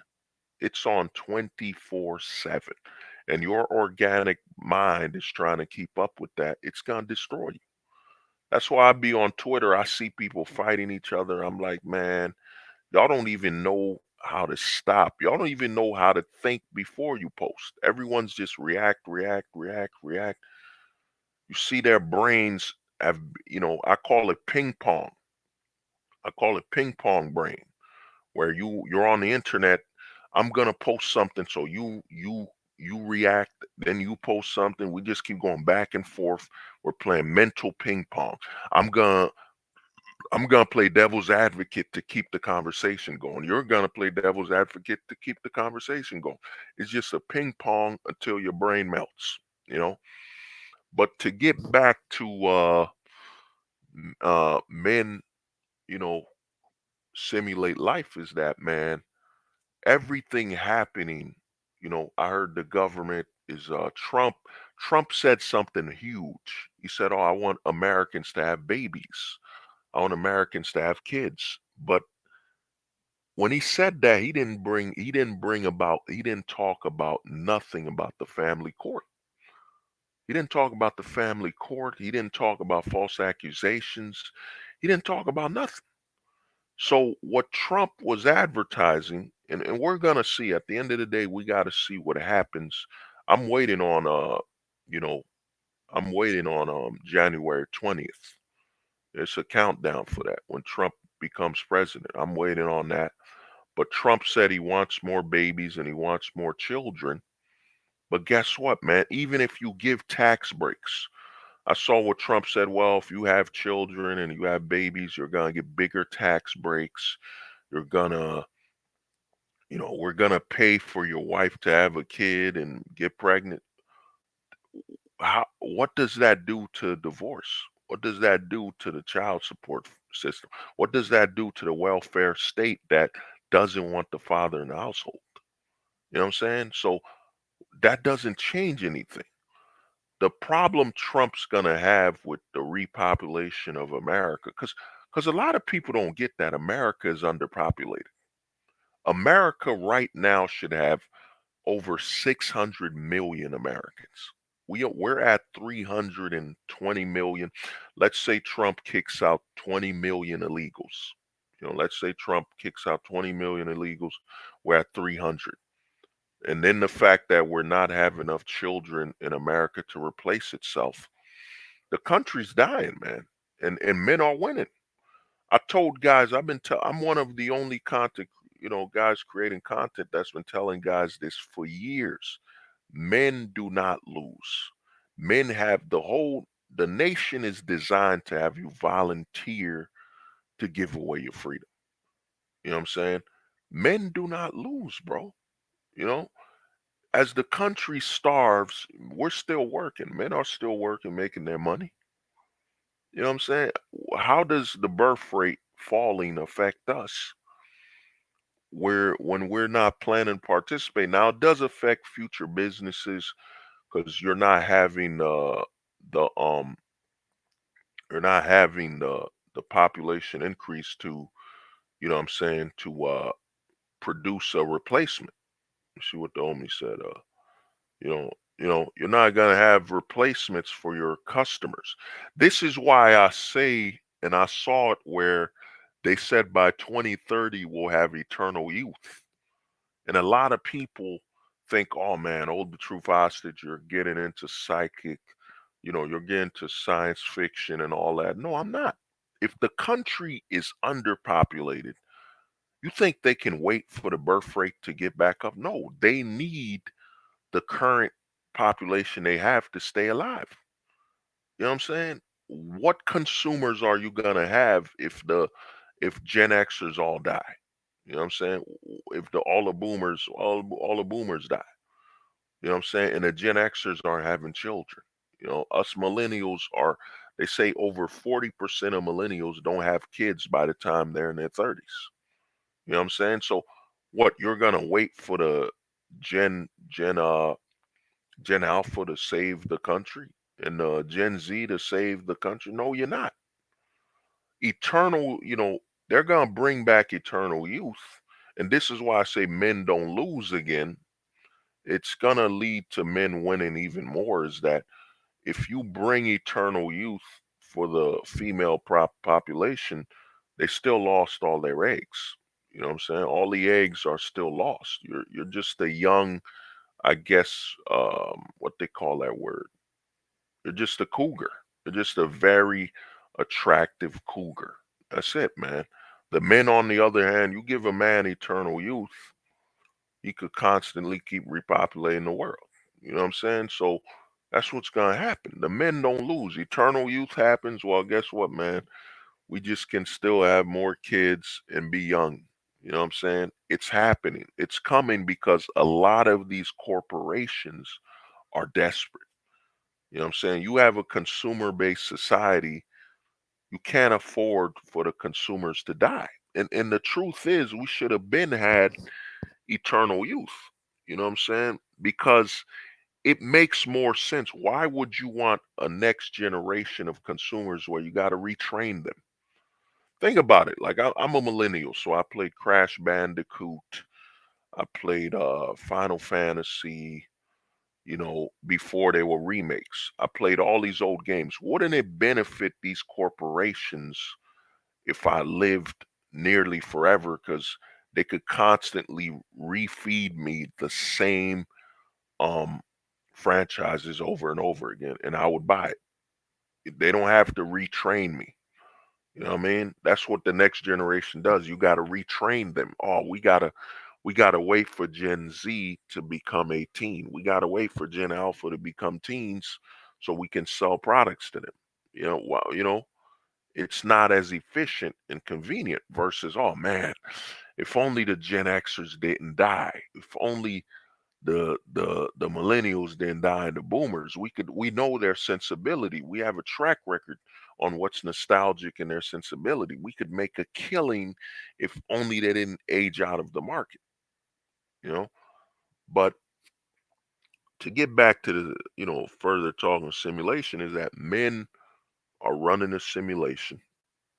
And when men run the simulation and look at the society, they realize, bro, yo, you make your money here, and like it's about the laws and the location. If the laws are bad, they ain't about hope. Because like I said, Trump might be following the same formula as Russia, Germany, um, Russia, Germany, and Canada. Where they're trying to tell the men. I heard Japan is offering $31,000 if you have a child. You know what I'm saying? $31,000, but men are thinking, yo, that ain't enough, bro. That's not enough to cover the eventual child support. And then you won't even be able to spend the money the way you need it to be spent. Think about it. We men survived, men that were in America during the Great Depression survived the Great Depression because they were able to set the rules of the household and determine where the money goes. You know what I'm saying? They didn't have to argue with their baby mothers, their wives and all that. They say, yo, I'm coming from the mines. I'm making let's say I'm making $20 a day from working the mines. Here's $5. That's for food. That's for, make it last.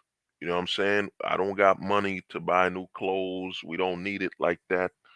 You know, i- Here's some sewing needles, make it last. You know what I'm saying? That's why when you see this narrative of you need to make this and that, dude, man, the previous generation adapted and made things work because the men had the authority in the household. Now the men don't have no authority. Their survival is not there. Struggle is there. Struggle and death is there. You know what I'm saying? You can't rule a household. Think about it. You're in a recession, and instead of worrying about the recession, not even a recession, Conan 19, you're in COVID-19. They've quarantined all the communities. They've quarantined them, and your significant other is still saying, "I need new Versace." You know what I'm saying? I need the latest clothes. I still need to look good and still need to be a consumer. You know what I'm saying? You're gonna end up homeless or dead. You know, the men are understanding that, yo, you could give me 30,000. That's just you trying to bait me to become a victim. Japan's population ain't gonna rise. Italy's population ain't gonna rise. The men understand that manhood doesn't mean nothing. Manhood doesn't mean nothing more than something to sacrifice. You know what I mean? That's what it's become. It's something to sacrifice to the government that's overstepped its boundary when it comes to the position the men play. You know what I'm saying? The government is overstepped its boundary and is competing with its male population. So the men are basically saying, nah, man, I'm out. I'm out, bro. You know what I'm saying? I can't compete with the government and the way the laws are, I'm not doing it. I'm not doing it at all.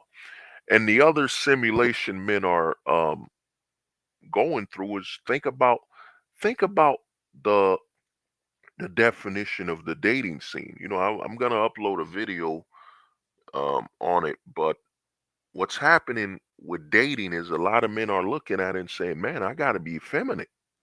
I got to be effeminate to actually be in a successful relationship. I have to be feminine. I gotta be in love.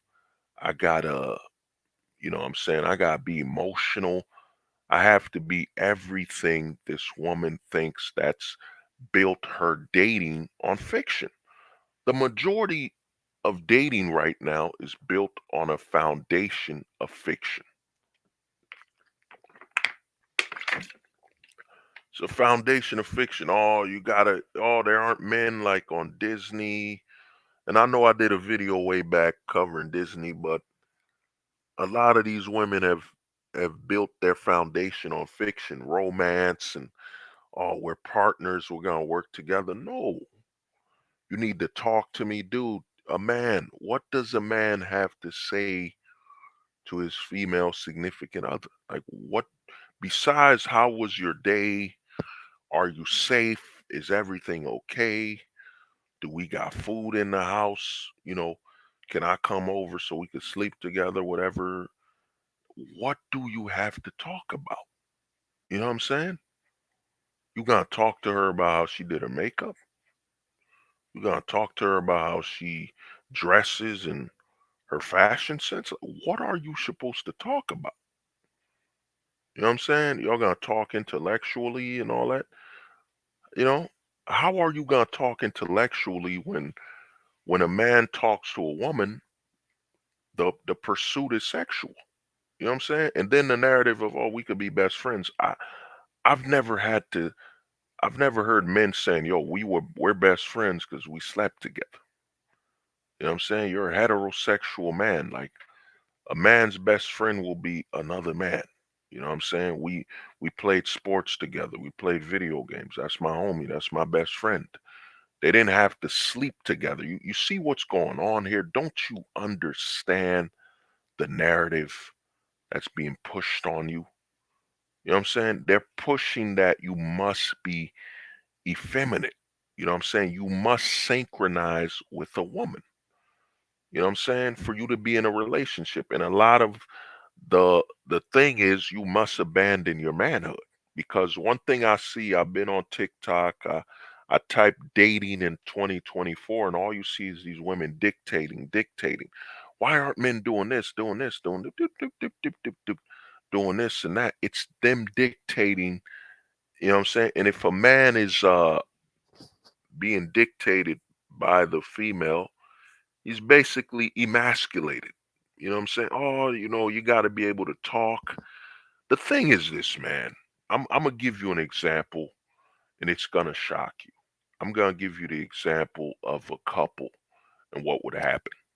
You know what I'm saying? I'm gonna give you the example of a couple, and this will shock you because you've been raised on the modern advice. You've been raised on dating when it comes from corporate and government, especially corporate and entertainment. You know what I'm saying? A lot of couples now are based on what is Brad and Jennifer doing? What is Brangelina doing?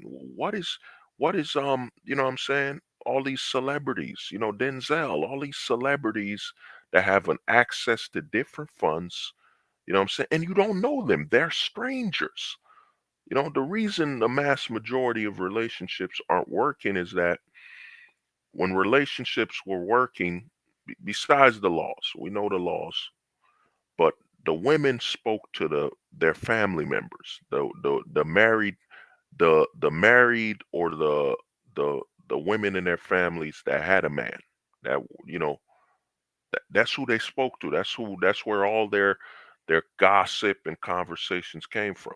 They would ask their mom, how's dad? How are you and dad still, getting along? What do you do? To, they were talking to their aunts, their cousins and all that. It was built around the close-knit family. You know what I'm saying? It had nothing to do with what are these celebrities telling us how to have a successful relationship? What is this magazine written by some strangers? Cosmopolitan, Time Magazine, freaking Sports Illustrated, all this other crap. What are they telling you about a successful relationship? They're strangers. They don't live with you. We don't all have the same lifestyle. But to get back to it, like I was saying, you know, most dating right now is the foundation is on fiction. And the narrative is that the men must be emasculated. Because, like I was saying, here's the example that will shock you of a relationship, the perfect relationship. I'm gonna give you the example. The man came home, looked at his girl. She hugged him. He opened the door. She came. She initiated the hug. You know what I'm saying? He might have touched her ass or something. Kissed her or something and went about his business. Then they might have sat down in the couch together. After he eats something, she set up for him to eat because he's coming from the world. He's coming from the world we live in today. And he's a man. He's coming from a world we live in today. He had a hard day. He comes home. You know what I'm saying? And his wife or his girl got some food ready or something to calm him down, relax him. And he might have they sat together, you know what I'm saying, on the couch. He hugged her or he had his arm around her, and that's it. That's it right there. That's it right there, man. That's it. You know what I mean? That's it. It's all interactions from a attraction perspective and all that. When you're attracted to someone, that woman's who you're attracted to, that's who you want to maintain attraction for. What aspect of attraction demands y'all talk and have conversations? Nothing. You know what I'm saying? Nothing. And then, you have a society telling the woman that, well, you prepare dinner, you got food, or you care about your man, that's work. How is that a work? That's You didn't get interviewed. It's not a job. What they've done in the modern society is they've convinced women that a relationship is a job. Like they had to get interviewed for this relationship. So you see a lot of comparisons, the problems you hear from the so-called feminists and all this crap is they're always comparing the relationship between a man and a woman like working a job because corporate needs to have a position between the men and women. So they'll tell her, oh, you came from work and you got to work for this man. You got to prepare food and you got to do this and that. Oh, aren't you tired? Isn't that a job? Isn't that a job? You know what I'm saying? She wasn't interviewed. She doesn't have to fill a W-2 form for this relationship. And then the man she's with protects her by just being around her. She's protected. You know what I'm saying? She's safe. She could sleep. She knows if something happens, he'll be the first one, or she could wake him up, whatever, to deal with the ultimate fear is a man breaking into her home. You know what I'm saying? The way to stop a man is with a man. And the cops, she's not their priority, you know, but they have to project that the relationship between a man and a woman is a job. Think about all the videos you watch online. How do y'all make this work? Notice the reference. How do you make this work? How do you have time to make this relationship work? You know what I'm saying? They market it as a job to deteriorate that it's not. It isn't a job. You know what I'm saying? Two people got together. They're in a relationship. There is no labor. It's not a job. She didn't apply for this job. You know what I'm saying? She wasn't interviewed by the hiring manager in HR. There is let me give you a term, man. I might make this a shirt. There is no HR in a relationship. You know what I mean? There is no HR in dating. Let me repeat that. Let me put this sound effect thingy. There is no HR in a relationship. There is no HR in dating. You know what I'm saying? There is no HR. But they've convinced, especially how the laws are, they've convinced all the women that it's like a job. How do y'all make this work? You know what I'm saying? Do you make more money than him? And how does this job work? How are you guys equal in the work? They've turned it to a labor, man. It's a job. They've turned dating into identifying as a job. You know what I'm saying? As a job. Because that's the goal of the work only nation. Now this you get it now? You get why I call it a WON, work only nation, abbreviated as one. And if you understand it as a man, you won. You're in a work only nation. Everything you do here is compared to a job. You're dating a woman, it's a job. How do you have the hours? How do you have the hours in the day to make this work? Don't you notice what I'm doing here? What I'm telling you? You know what I'm saying? When you go to work, you clock in. How do you make it work with the time you have? How do you have a full-time relationship, a job, and then come home and do another full-time job with your relationship? You know, this is what's happening, man. And like I said, once you run the simulation, once men run what men are doing, running the life, simulating life, men realize, yeah, man, this is a work only nation. The only difference is at a job, the difference between a relationship and a job is that at a job you get fired and you move on. You know what I'm saying? Unless you're getting sued by that job, you never got to see them again.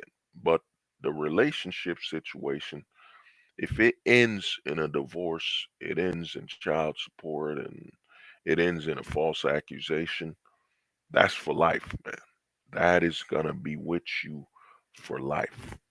You know what I'm saying? That's gonna be with you for life, man. And they play different perspectives between the men and the women. With the men, they tell you, well, you get in a long-term relationship, it's gonna be the greatest job you've had is to be a father, and they convince you to identify a relationship based on what a job is legally, based on how a real job can end. While they're telling the woman, well, if it ends, here's what how you gonna maintain interaction. There's two different perspectives they're spewing to the men and the women. You know what I'm saying? Oh, you get married, man, you're gonna have this is gonna be the most, liberating career, most liberating movement of your life, and you're gonna be a father, and it's gonna be the most successful thing you do, whatever, whatever. And they don't speak of the risk, because when you get a job, no one's got to tell me, yo, you could get fired. I get it. You could get fired. You know what I'm saying? I can get fired and move on. That's how a job works. You know, no one needs to convince me about that or talk to me about that. You know, but today's relationships, men have learned, man. You know, like I've been telling guys a while ago, the biggest issue with you here is you're a man and you can't say nothing. You're a man. You got to remember, mansplaining, all this stuff is to remind you that you're a man and nothing you say has any value. Even think about the men with money. You know what I'm saying? What are they saying? That man's money. When did they say that man's opinion and his notions have any value? And we've seen the rich guys destroy their lives. They want to have opinions. They think their opinions matter. Well, I'm rich and I'm with her. Yeah, but you're rich and you're with her, and all that she spoke about that had value was your money. You don't have any, your opinions still don't matter. You're still a man. You know what I'm saying? Your money is just an inanimate object, a currency that has a certain set of value. You, on the other hand, you know what I'm saying? You're still a man. It doesn't change. millionaire, billionaire, thousandaire, you're still a man. And your money has value. Like she looked at you and told you, hey, your money has value. You know what I'm saying? I'll go with this money. You know what I'm saying? That's what's happening with the system. And a lot of men, I've seen it, rich guys, divorced. You've seen it. Oh, I tried. You got Shaquille O'Neal going on a pity tour. Shaq is, man, it's an embarrassment, man. You're like, dude, you're $100 million man. You're a rare specimen on a genetic level. Her being with you, she's gonna have access to genetics that are extremely rare. You are, as they say, and here's the thing, they'll say, oh, I don't say you're a prize. A man is a gift. You're the gift, man. The question will be, will you be the gift that keeps giving, or will you be the gift that's taken back? You know what I'm saying? Taken away. You're not the prize, you're the gift. You gotta understand that. Even the narrative of the prize is a manipulation. You know what I mean? Why would they tell me as a man I'm a prize? I mean, don't you get a prize and you keep it? You know what I'm saying? You keep the prize and you know what I'm saying? It's different than a gift. You know what I mean? You're the man, you're a gift. You either will keep giving as a gift or you'll stop and take and move on. And you're the gift, man. And the way you look at Shaq, I think his girlfriend was what was she, like 5'4" or 5'4" or whatever. You know what I'm saying? And I think and I think she was even a single mom when Shaq got with her. That's the crazy thing. Shaq has a stepson. A lot of guys don't even know that. Shaq got a stepson. So Shaquille O'Neal, 7'1", you know what I'm saying? Got $100 million contract, won the genetic lottery. You know what I'm saying? Super crazy genetics. You know what I'm saying? She gave birth to that man's genetics. You know what I mean? And instead of him understanding he's the gift, you know what I'm saying? You're the gift. You know what I'm saying? You're either gonna keep giving, and as long as you don't bring STDs and you're honest, the situation must be understood. Yo, man, you're bringing in millions of dollars. What is your wife doing? She ain't gonna equal to what you were making. You know, she's not gonna equal you. What you're making, it should be understood that you're traveling, and long as you don't bring STDs, man. That's the way I look at it. So, man, you just gotta be honest, man, and keep STDs out of the situation. Now, a lot of people will say, "Well, man, if you're sleeping around, you're gonna bring STDs." Yeah, if you're sleeping around with none but whores, yeah, none but thoughts and hoes, yeah, you're gonna bring STDs into it. But if you're an honest man and the relationship is established, that yo, man, yeah, that's my wife, but she understands the roles, the dynamics that's going on, you know. And the other thing you get is that, hey, man, like I said, man, men's greatest gift and being able to, what I'm saying, provide the seed of life is you can provide it to multiple. You know, a lot of and what I mean by that, I've touched up on that, is that you get two women pregnant. Now one woman has help from another woman. You bring them together. And then the other thing is that her child will have a brother or sister or whatever.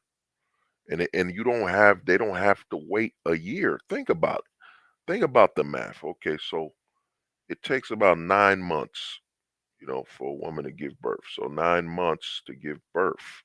So wouldn't it make more sense and be less stressful to her body if, what I'm saying, if another woman had a child that would be the brother to the child she's having? You know what I'm saying? Wouldn't that make more sense? You know? You know what I mean? Her body would go through less issues and all that. You know what I mean? Wouldn't that make more sense? You know, in fact, I'll be right back. Give me 1 minute. I gotta go check something out. Let's see what's going on. I will be right back. Damn man, why is the time so low? Give me 1 minute. Show more. Ah man. Damn, that's it. Give me a minute, I'll be right back. What is that? What is this thing? Give me 1 second.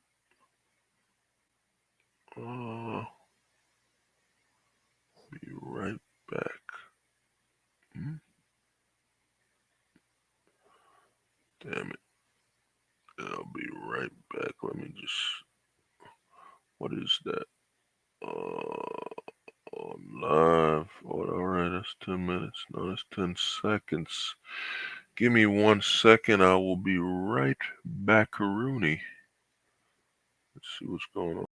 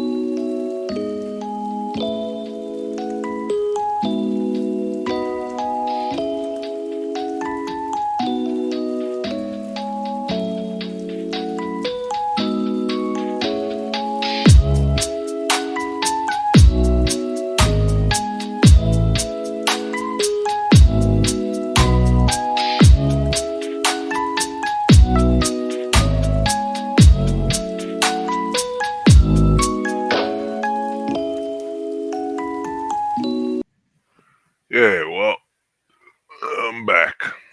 But, like I was saying, man, the foundation of dating right now is fiction, you know? And the reason it's fiction is that male stability isn't allowed. You know what I'm saying? Male stability isn't allowed, so it's completely the dating is fiction, the foundation, and everything the women are searching for goes against what the men are. I mean, the romantic type of guys isn't the norm, man. It isn't the average and it isn't the norm. You know what I'm saying? It isn't the average, nor is it the norm.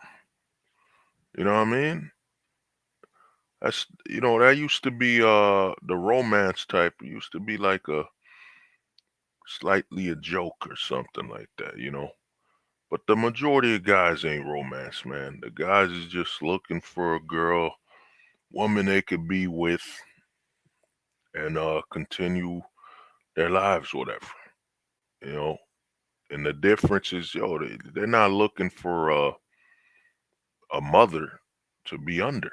You know what I'm saying? I've spoken to a lot of chicks, man, and a lot of what's happening is they've been trained to where they're looking for a man to be under their supervision. They're basically looking to be. It's a very weird and a slightly sickening situation where they're looking to be. If you look at how the relationships are set up, it's kind of like they're looking to be a mom that can, I guess, sleep with their child, sleep with their kid. Because I mean, that's the authority they want. They want to think about it. Who tells you when you should? What woman in your life that used to tell you the time you're allowed to be outside? You know what I'm saying? The time you gotta sleep, where you can and can't go. The majority of the time, it's your mom. It's your mom that will make these decisions. And at the same time, you have these women saying, "I'm not looking to be his mom," but everything you want from the man and the position you want to play is that of his mom. You're gonna tell him where he can't and can go. You know what I'm saying? You're gonna be making these decisions for him. You want a man to be under your supervision, but it makes sense. I mean, you're literally being trained to behave like the government and like the family court. That this man must be under your rule, under your thumb and your supervision. And that's what's happened with the relationship situation is that the mass majority of women have been trained that, it's a very sickening. You could look at it like a fetish. She wants to play the role of this man's mother, being able to dictate how he goes outside, how he dresses, and everything like that, you know, wants to dictate all this stuff about that man's life, yet she doesn't want to be his mom. And the way you look at it is she wants to basically be, and I know this sounds sickening. Let me put this. Sounds sickening to you. Uh, sound effect thing's not bad, but yeah, it sounds sickening to you. But think about it. She really wants to be a abusive, neglective mother. Because think about it, if a mother was to tell her child what to do, yet doesn't feed them, doesn't clean the house or take care of that child in any significant way to maintain that child's health, just orders them around, tells them when to sleep, where he can and can't go, then once he gets home, there's nothing to eat. Nothing to eat, nothing on the stove. There's no care for that child at all. It's a very sick, fetish they've trained the female dynamic to pursue. You know what I'm saying? It's a very sickening fetish role they got them playing. And a lot of men are aware of it. You know what I'm saying? And a lot of men, like I said, man, we're men. A lot of men are reacting subconsciously.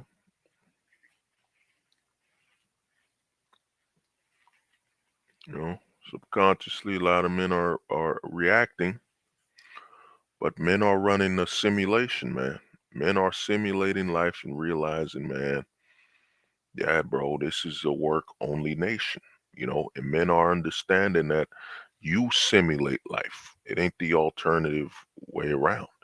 Because like I said, a lot of these other channels, they want men to say, oh man, everything is simulated. You know, everything is simulated, so you can basically surrender your will to the nation. Once you agree that, everything's a simulation, then why even do anything? Why even fight? Just go with the programming. That's what they really want you to identify and choose to live your life by. You know what I'm saying? Agree everything's a simulation, then base your life around that. Live your life that way, you know, towards the simulation and give up your free will. Think about it. You watch Andrew Tate, you watch all these channels where they say you don't have a free will. You know what I'm saying? Like I told you guys, they're guiders for the system. They're here to guide you back. You don't have a free will, so why even fight it? Why even do anything? Just get your money to get a better position within this system. You know what I mean? That's what they're teaching a lot of guys anyway. Get your money so you can get in a better position to live in this system. That's how it works. That's how they've been training guys. And that's why they want you to give up your free will, which allows you to simulate what's going on in society. You know what I mean? They want you to surrender that, give that power to them. You know what I'm saying? That's why you saw Andrew Tate being interviewed by all these major medias, Fox News related, what is it, Pierce Morgan, all these big stations he was being interviewed by. And you're like, man, all these are mainstream. Like, well, why wasn't he so super anti-mainstream that, why is the mainstream just giving him open arms to interview? You know what I'm saying? So you see what's happening, man, live and in person, because he's a guider of the system. The mass majority of guys in the male space have been guiders for the system. They're here to guide you back. They suggest, oh, you just need to be more successful, then you could succeed within the system, within the nation. You know what I mean? When that's a lie, but they need you to become more successful than reinvest in the nation, because the more successful you are, the more resources you bring to be taken by the nation. You know what I'm saying? The work only nation. You know what I mean? That's how it works. And they want you to volunteer for that. You know,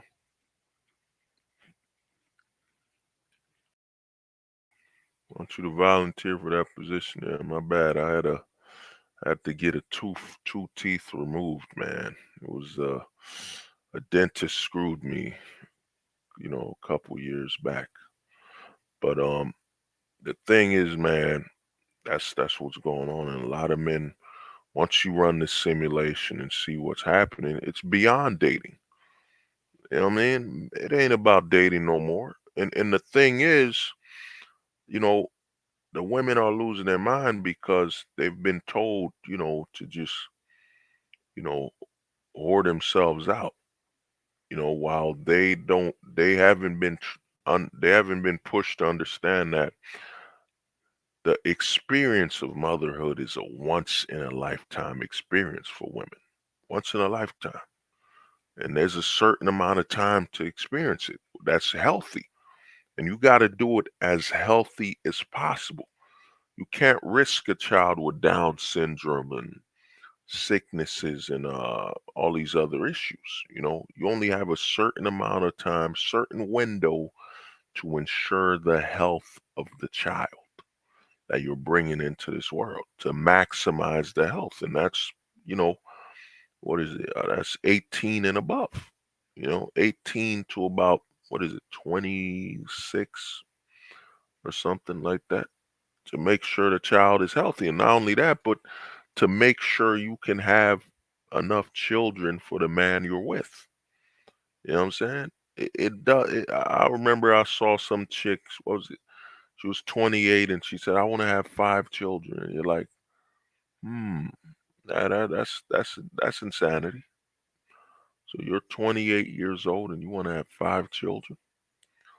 You know what I'm saying? And even if you tried a year per time, she would need to have twins.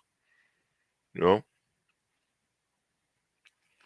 assuming she's gonna take about, let's say, 6 to potentially 8 months off after each child. You know what I mean? By 28, man, if she plans to have 5 kids at 28. That means she's gonna fall into the 30s to having those kids, man. And the thing is, you look at the society we're in, they're pushing the women to have children in their 30s to make them older and have less energy for their children. Then they're at that age where they're more frustrated, they're too old, you know what I'm saying? Bodies getting brittled, less eggs, and less lively. You know what I'm saying? Think about that. They're telling the women to deprive their own children of experiencing their mother at her youth and her having more energy to actually be with those children. So a lot of men are, I said, running that simulation.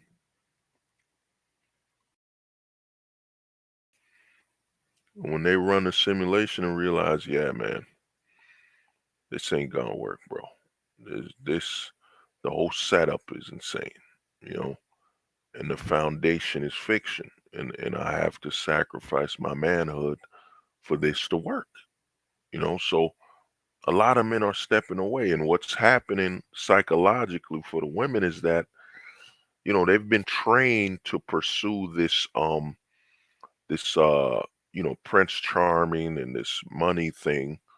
And a lot of these women don't get it, that you're actually, you know, your prices don't make sense. The wealthy men are paying more. You got some chicks saying, well, to take me out, it's gonna be $500 or $200. A wealthy man or a rich man, what is $200 to a guy that's making over $100,000 a month? I mean, she sold herself for nothing. That's like a dollar store to a man that's making $500,000 a month. A lot of these women have been trained to chase this delusion that, oh man, for a man to go out on a date with her, he's got to spend $500, $800. What is that to a rich man? What is $800 to a rich man? The rich man's gonna look at you and say, he's gonna look at that woman and say, damn, she was cheap. And she's sleeping around and going out with any random man who can afford $800. This is horrible, you know? And a lot of the chicks right now, like I've called it, I call it the rich reserve. The rich reserve. A lot of these chicks have been trained to reserve themselves for the rich men and, you know, avoid settling. Well, not settling. That word, man, that word's got is a dirty word. Not settling, but avoid being in a long-term relationship with an average man and under his leadership and his rule, when that's the majority of men to begin with around her, while in the pursuit of this rich man with poor prices. You know what I'm saying? Think about it. That's why I tell a lot of guys that I speak to on the Discord that say, "Oh man, these women are showing $800 for a date and 1,000." Dude, what is that? What is $1,000 to a rich man? You know what I'm saying? What is $1,000 to a wealthy man? That's nothing. She's selling herself out for cheap. And then the other thing is with these what they've been trained to do, these women is that what they've been trained to do is, man, is to use themselves up. But not only that, let me remember my thoughts. What they've been trained is a lot of women are being taught this. And at the end it doesn't, the statistics even prove it. They say the mass majority of certain Americans never leave their neighborhood. Never. Like, I'm talking about they never leave their town or their city, So you're telling a rich man, let's say this man makes about 20, let's say he makes 10 grand a month. Makes 10, let's say he makes about 50 grand a month. Let's say 50,000. You're telling a rich man that for him to get the best food, he needs to go to an impoverished neighborhood, a middle class neighborhood, a lower class neighborhood. The math doesn't add up. It doesn't make sense. You're telling a guy who's in a good neighborhood where there's Whole Foods, Key Foods, what I'm saying, all around him to come to buy food at the unknown bodega and supermarket in the poor neighborhoods. You know what I'm saying? That's what these chicks are basically advertising themselves.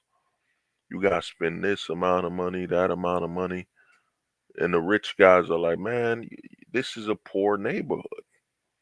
You know what I'm saying? The quality isn't gonna be as clean or as to my stature as it would be if I stuck around my own.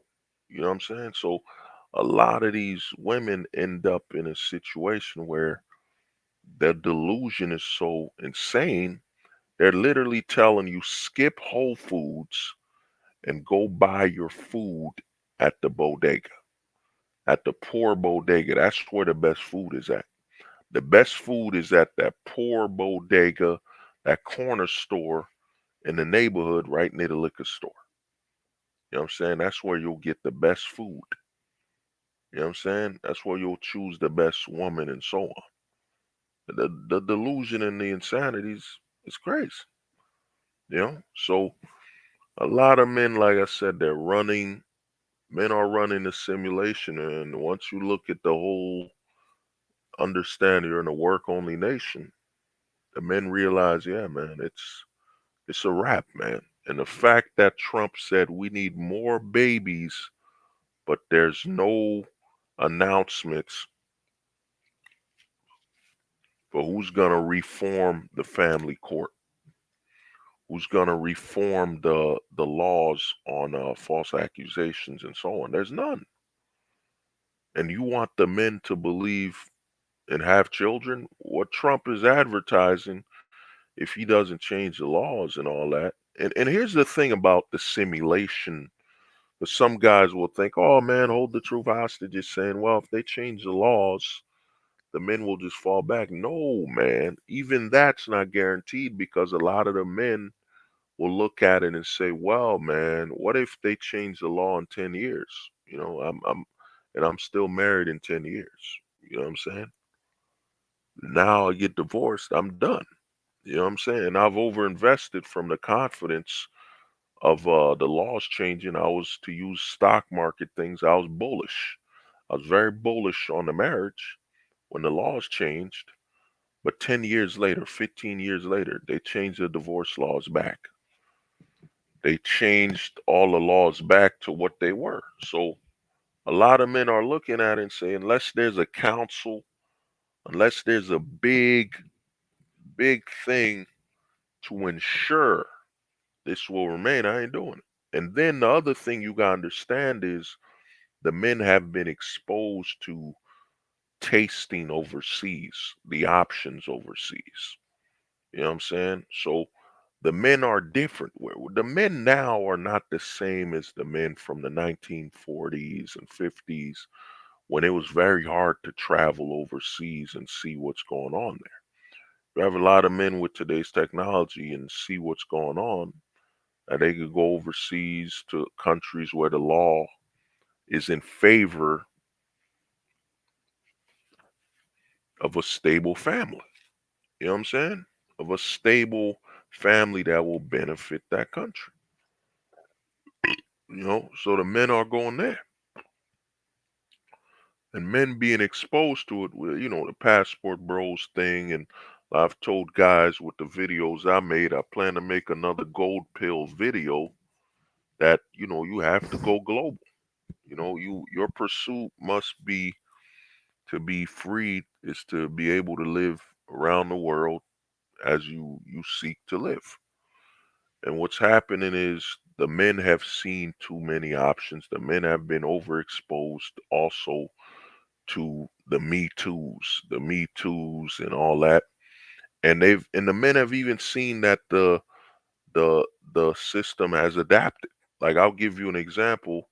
The Megan the Stallion, that rapper who falsely accused somebody of shooting her legs, and he's in jail now. You know what I'm saying? And what you saw with Megan the Stallion is that you didn't see the news stations pushing believe all women and Me Too. They didn't push that. They realized that, yo, the men have adapted. The men know when you say believe all women and all that, you're triggering the men. They're gonna do more research, and they're gonna see this as antagonistic towards them. So they've kind of removed labeling the media, of labeling certain things, because they want the men to still fall into the system, you know what I'm saying, to the legal system and all that. So if you look at the Megan the Stallion, even the Jonathan Majors situation where, his girlfriend chased him. Notice when she chased him, they just said, he got a case on him. They didn't say believe all women and Me Too, and they didn't put all the labels on the Jonathan Majors case. You know, even even if you go back to the Johnny Depp, lawsuit with the one, with the chick that was suing him and all, they didn't put believe all women and Me Too. They didn't put those things they used in the 2010s, because they saw the reaction. They saw that, oh man, the men ain't dating no more. The men ain't doing this and that. It had too much of a negative outturn. You know what I mean? So they left that. They left that away. But a lot of men, the men are adapting, running a simulation. And when they run the simulation on life and look at it and say, man, I ain't doing it. You know what I'm saying? You're not gonna see dating. And what's happening is a lot of men are saying these women get 30 and, oh man, they can't find men. It's not just that. The women get 30 and realize the clock and the high risk, but not only the high risk, but they're running out of the opportunity to experience what it means to be a complete woman, which is to have a family. That opportunity is dissipating. It's gone. A lot of guys, why are they freezing their eggs? They're that desperate, man. Think about it. Let's say a woman reaches 30. Now, assuming she's gonna live till 80, assuming she's gonna live till 80, that means 50 years. She's gotta live another 50 years without having a family nor a man. You know what I'm saying? No family of her own for the next 50 years. We're assuming she lives to be 80 years old, and it's known that women live longer than men. You know, that even though that's changing, that they won't be reporting that, but that's changing as the suicide rates increase. You know what I'm saying? Especially over alcoholism, and the women are basically drinking at a man's level, and their body isn't designed for that. You know what I'm saying? Their body ain't designed for that, and they're drinking at a man's level, and their body ain't designed for that. And they're ending up in a situation where they're dying sooner, they're becoming mentally ill a lot sooner, becoming sick. And the thing is, a lot of women don't understand their physiology, their anatomy, that, their body, unlike a man, is mostly fat. You know what I'm saying? It's mostly fat. So think about liquor going through a body that's mostly fat. You know what I'm saying? Won't it stay longer and hit them harder and all that stuff versus the man's body where there's muscle and such? You know what I'm saying? So a lot of women, what's happening to them is that, man, they're drinking like men. The society, remember, you have pharmaceuticals, you have all these things. Somebody I was talking to told me, man, the hospitals get paid, you know what I'm saying? The hospitals get paid by having patients. So doesn't it benefit the hospitals if you have more drug addicts, more alcoholics? You know what I'm saying? It benefits them. That's more patients, you know? It's money, man. It's money, man. So you have this happening, and a lot of the women, as much as they want to say this whole center, uh, the patriarchy and all that, no, man, they're realizing they have 50 years, man. They got 50 more years on this earth. No children, and remember, a lot of them come from dysfunctional families. Single motherhood is at an insane peak. So they're coming from a dysfunctional family where they might not even have fathers and access to their family. Because another thing, I touched up on this on a video I uploaded, is that another thing that's happened is that, you know, single motherhood, because the feminist narrative has been pushed, has become cannibalistic. You know what I'm saying? It's cannibalistic where they give the children no reason to be around them. You know what I'm saying? So what I mean by this is that a lot of the single mothers used to teach their children that your father's bad, your father's a piece of garbage. But now a lot of these women who are, mentally unbalanced are telling their children they're not nothing. So the children, as they grow up and become adults, and you see this happening in a lot of rappers, and where they're saying, yo, their mom was a whore, or there's no respect at all. They don't got grandmas, and you see it happening with a lot of young men as well, of all other backgrounds. Is that with the single motherhood thing? Is that they'll say, "Oh, my mom was abusive to me," so they have no reason to return to their mother. So you have a completely broken family. It used to be that feminism was utilized to say, "Yo, destroy the father, keep the child intact," as in, do not,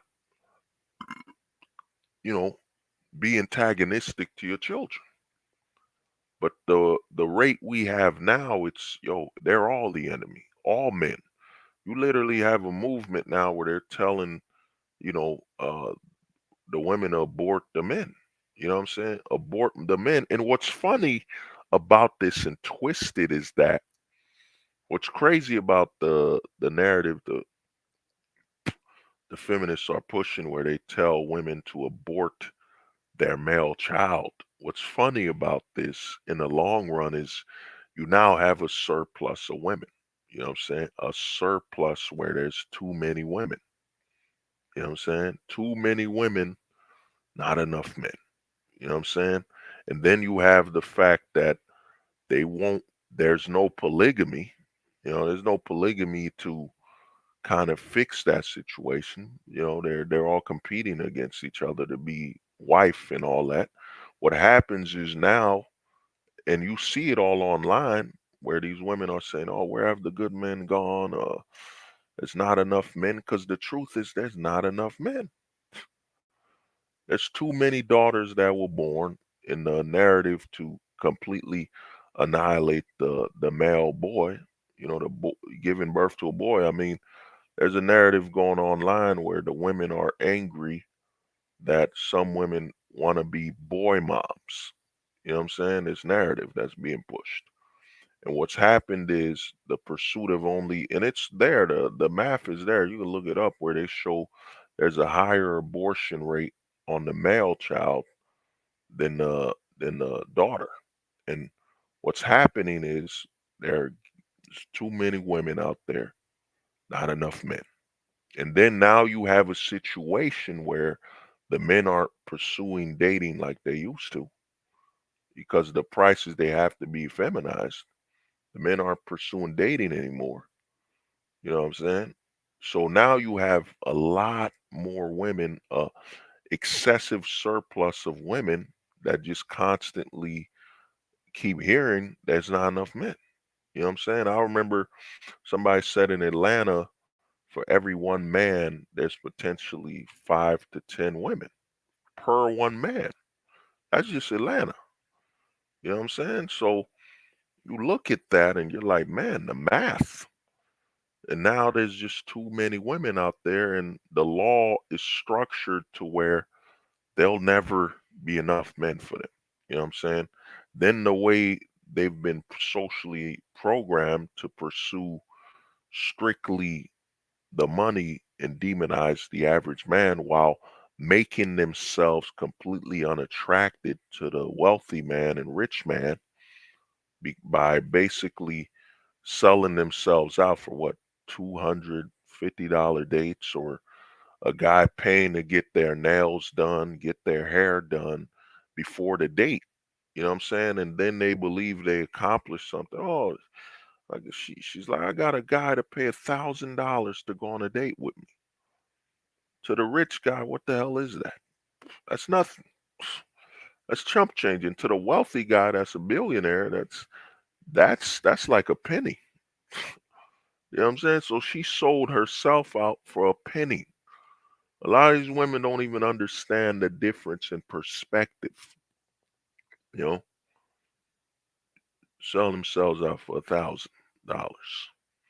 So a lot of the guys are looking at that leftovers potential, and a lot of online sites, man, say, oh, they just slept around, they've been ran through. No, they don't want to say that the STDs, man.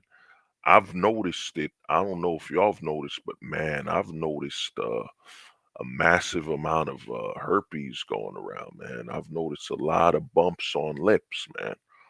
You know what I mean? Because you gotta remember, a lot of men are eating ass. A lot of these dates and a lot of promiscuous women going around.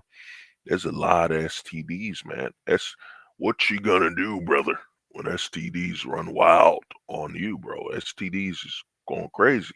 And I've seen it from mad ages. You see dudes that's like 50 years old with the lip bump. You know what I'm saying? Lip bleeding, just coming to certain location. You're like, wow, this is crazy, man. There's an STD epidemic going around, bro. And I've seen it. And then you got to think about the hookahs, where a lot of people are sharing hookahs and saliva, and they're getting STDs, bro. They're getting herpes. Herpes is on the rise because of the hookah sharing.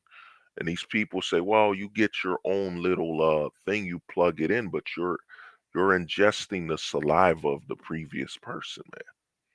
And I've worked at bars where I've seen the hookah. I've worked at hookah bars, man. You know what I'm saying? I had to do some security. I wasn't using it. I've never used a hookah. You know what I mean? But I've seen people, just random strangers, just saliva, saliva. And you don't even know if that chick who's using the hookah just gave a blowjob.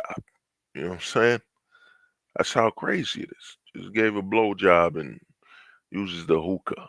You know what I mean? It's STDs and them lip bumps. Lip bumps is running wild, bro. You know what I mean? Herpes is going crazy. You know what I'm saying? It's going crazy right now. The herp. You know what I'm saying? A herd of herp. A herp herd. I've seen that. A herp herd. You know what I mean? It's going through the block, man, the neighborhoods. Well, man, I wasn't able to keep my promise. This is longer than I planned to go, but like I said, man, this men are running the simulation. And men are realizing that, yeah, man, you know what I'm saying?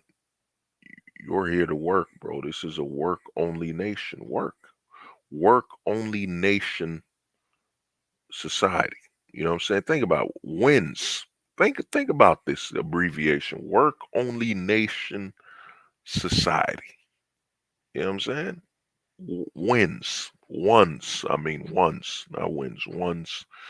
You know what I mean? So that's where you're at. And a lot of men, like I said, man, once you simulate the lifestyle, the life and the location you're in, the nation you're in, once you see all the laws, and like I said earlier on in this stream, there's no legal way anyone can tell you that they can justify a long-term relationship.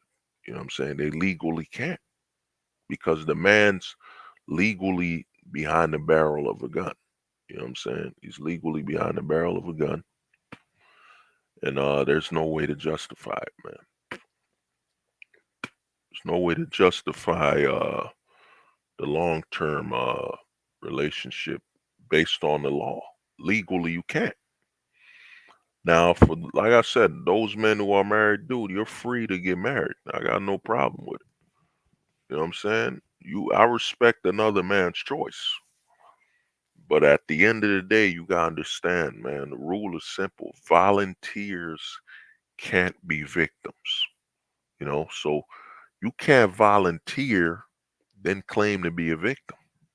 That's what you gotta understand. Volunteers can't be victims, man. It don't matter you fell in love. Why you think the narrative being pushed is all about emotion, vibing? Man, I know I hear some dudes talking, I can't vibe. And I'm like, you're like, man, you just see it. I'm a man raised in the 90s, you know what I'm saying?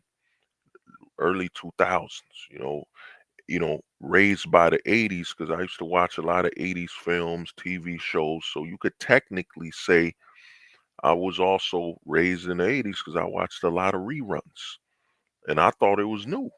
I used to watch Saved by the Bell and these old shows thinking it's new. I'm like, oh man, a new episode of Saved by the Bell. And I'm like, dog, yeah. Now I look back, I'm like, dog, it's old. So you look at it and you're like, man, you see what, you know, how that, how that perspective and, Rambo. Think about it. I was watching John Rambo thinking it's new. I was watching Rambo in the 90s thinking it's new, man. When it's an 80s franchise, you know. I was watching Commando. There's a lot of things I was watching that's old. They're not new, man. Predator wasn't made in the 90s, right? You know what I'm saying? So I was influenced by that. But you look at it, the modern society you're in and the nation you're in, and once men run that simulation, like I said, volunteers can be victims. This is why they're selling you emotion. Everything about a relationship now is vibe, emotion, because they know they can't legally or critically thinking, you know what I'm saying, consciously tell you, you know, this will work. That this is till death do us part. No, man, it's you know, till death does he part. Till life does she part. That's really what it is a separate. So the laws being the way they are. So a lot of men, it's not even about dating no more. Dating isn't an option once you run the simulation of life on a nationalistic perspective. Once you run the simulation of life on a nationalistic perspective, dating is not a priority. And a lot of men, man, I think millennials such as myself, who are 40%, over 40%, don't have any children in their 30s, you know. And the thing is, you get gray marriages, gray fatherhoods where a millennial's like, damn man, I'm almost 40, man. You know, I gotta do it. They'll do it, last minute. Men being trained, oh man, I'm on my clock. No, man, you a man. So, and as this Passport Bros thing, you gotta look at the Passport Bros thing and realize that this is pretty much very new. I don't think the Passport Bros thing, from a mainstream perspective, it isn't even 10 years old. It hasn't had 10 years of mainstream coverage. Now imagine when you see 10 years from now, so 2030, 10 years of Passport Broing, 10 years of, gold pill, guys living on a global level. You know what I'm saying? It's gonna affect the next generation, man. The next generation of men, just think about it. When the next generation of men, Gen Z, Gen Alpha, their first girlfriend was overseas. Just it's gonna be a normal situation where you'll hear a guy say, "Yeah, my girlfriend's all the way here overseas." You know what I'm saying? And I plan to do another video on why long-term relationships from an overseas perspective, and I've covered this before, could actually work. You know what I'm saying? Versus New York. It's basically you have a choice. Long-term relationship in the States has a higher fail rate than a long-term relationship overseas. You know what I'm saying? That's how bad it is right now. So I said a lot of guys are running the simulation, man. Running the life simulation and realizing, yeah, bro, it ain't working. I'm here to work. That's all I can do is work. Work, like I said, buy land, you know what I'm saying? Work, get your money up and, travel overseas and live a life where, you're free, man, at a drop of a dime. You're not attached to anything. You could leave the location you're at, you know what I mean, anytime you want. That's what I'm pursuing. That's the lifestyle I'm pursuing. So it's what a lot of guys are doing, man. As more men understand what's going on, you're gonna see more. Like I said, the future's gonna be these jail cell condos. It's coming. And a lot of men will say, damn, I could pay $300 a month or $400 a month to live in like a jail cell. You know what I'm saying? That's great.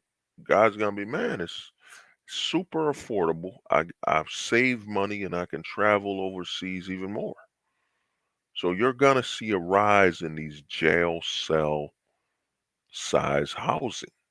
And the men will just have storage to facilitate, the lack of room. And it's gonna make more sense and be more convenient. And what's gonna happen is you're gonna see the women seeing pursuing relationships. These men won't be an option because how you gonna get in a relationship with a man that lives in a jail cell? Are you gonna start a family with a man that lives in a jail cell? That's how big his living quarters are. It's like a jail cell. You know, how you gonna get in family? So a lot of men will start living a lifestyle where there's no way that woman could commit.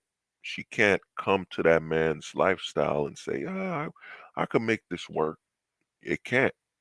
A lot of men will just move into these jail cell apartment, luxury jail cell condos where the rooms are extremely small and the men will just make it work while they save their money to travel, invest in stocks, whatever the men will be doing.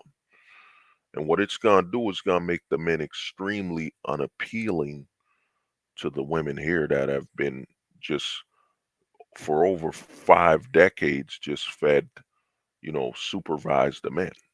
You have to decide. Remember the household, that old saying they used to have that the woman runs the household. You know what I'm saying? They've been spreading that for decades. Bro, how you gonna run a household when it's the size of a jail cell? It ain't gonna work. And we've seen it. You saw YouTube promote a chick living in a van. They artificially and simulated those views and stuff. Like you're gonna have a lot of women want to move and live in a van. You know what I'm saying? So You see it happening, man, and the men will just make it work. You know what I'm saying? I saw a guy make a small home out of a van. The men are adapting, man. I've been telling guys this for years. The men adapt. Men will just keep adapting, man. And at the end of the day, the government of the Western governments and Western wannabe governments, they're playing a very dangerous game. And the dangerous game is that their population could die. You know, it's the only way to kill somebody, uh, kill a society without harming anyone is to not have any children. You know what I'm saying? That's what's happening. A lot of men are basically letting the society wither away. You could have all the nuclear weapons, you could have all the weapons you want.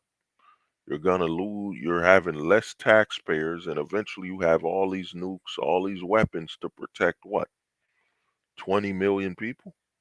10 million people? A million? You have to have AI in the military because you don't have any people that actually will participate. You don't have enough of a population to have soldiers, have enough of a population to do anything. You know what I'm saying? That's what's happening. The government challenged the men, man, and they don't get that the men's trump card is unbeatable. It's like playing Uno. You know, it's unbeaten. And that thing is, oh, I ain't gonna have kids. All right. And the government's gonna be, all right, well, we'll just promote single motherhood for women to just get pregnant by the same men on a multiple rate. Like we've seen videos of twins getting pregnant by the same man. You know what I mean? I'm not against that happening, but you're gonna see this narrative constantly push. What is it? Then they do that polyamory. You're gonna see no, not polyamory. I think you're gonna see polyamory. You've seen that in some polygamy, whatever. But the thing is, man, the government challenged the men, and the men won. Because, like I said, America, the population doesn't add up. The population is too low. We should be at 600 plus million Americans right now, and the population's too low, man. Something drastic happened in 1969 when that no fault divorce was passed. And think about it, you had the baby boomers. Imagine if the baby booming kept going. If the baby, that's probably going to be another stream. Just imagine if the baby booming went on from the 40s all the way to the 90s. It just America just keep having babies, baby booming. You know what I'm saying? You know what I mean? This country would have been at over 600 million. Who knows? It would have been over a billion. It would have been over a billion Americans right now. And we'd still have enough resources. Would have been over a billion Americans. Just imagine. In fact, let me ask the AI quick what would happen if we just kept having baby boomers. Let me see. Let me go to. I'm using Claude AI. Let me ask the AI quick. Let's see. What if baby booming kept happening from the 40s to 90s? What would be American population in 2020s? I'm asking Claude, what would the population be? And what would it be? Let's see, man. Give me an answer, Claude. Ah, yep, it said the population. Check this out, guys. Check this out, man. Let me share the screen with you. Give me 1 minute. Let me share it with you so you could see. So when I read it, give me 1 minute. Where's Claude? Demographic impact. Okay, I'm sharing the screen. Let me make sure I'm sharing it.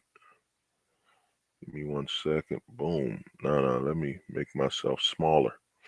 So check this out. I asked the AI, what if the baby booming kept happening from the 1940s to 1990s? What would be the American population in the 2020s? Now, again, AI does make some mistakes, but check this out.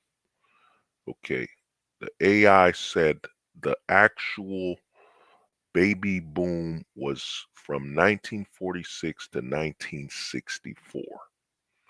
With that, I mean, with the birth rates around 25 to 26 births per 1,000 population. Let's analyze what would happen if this continued starting conditions. So 1940s population was, by Claude AI, it was 132 million Americans. Now, baby boom birth rate was 25 births per 1,000 people annually. Now, normal death rates would still apply, so key factors to consider. Compound growth effect. More people having children at boom rates. Immigration would likely still continue. Each new generation would be significantly larger than the last. Women would maintain high fertility rates of 3 to 4 children on average. Now, rough calculation, which sustained baby boom rates at 2.5% annual population growth, compounding over 80 years, so 1940 to 1920, base population of 132 million. Running these numbers, the US population in 2020 would be approximately 800 to 900 million people, roughly 2.5 times our current population of about 335 million people. This would have massive implications. I'm not going to care about the implications because, these AIs are rigged on that stupid, scarce BS. Oh, there's not going to be enough houses and enough stuff to sustain people, even though China has over 1 billion people. India has over 1 billion. We have more than enough. You know what I'm saying? But check this out. Notice this, man. The baby boomers was, check this out. You're gonna be shocked. So the baby boomers was 1946 to 1964. Notice this, 1964. The no fault divorce was passed in 1969. So 5 years later, you know what I'm saying? It was cooling down in 1964. Most likely, remember, laws don't pass.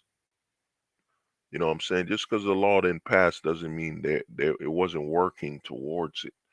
The conditions weren't raising. Because about that time also you had the welfare that the state was practicing by telling women to kick the father out for welfare, to live off rations and starving them out, even though the tax money came from the people.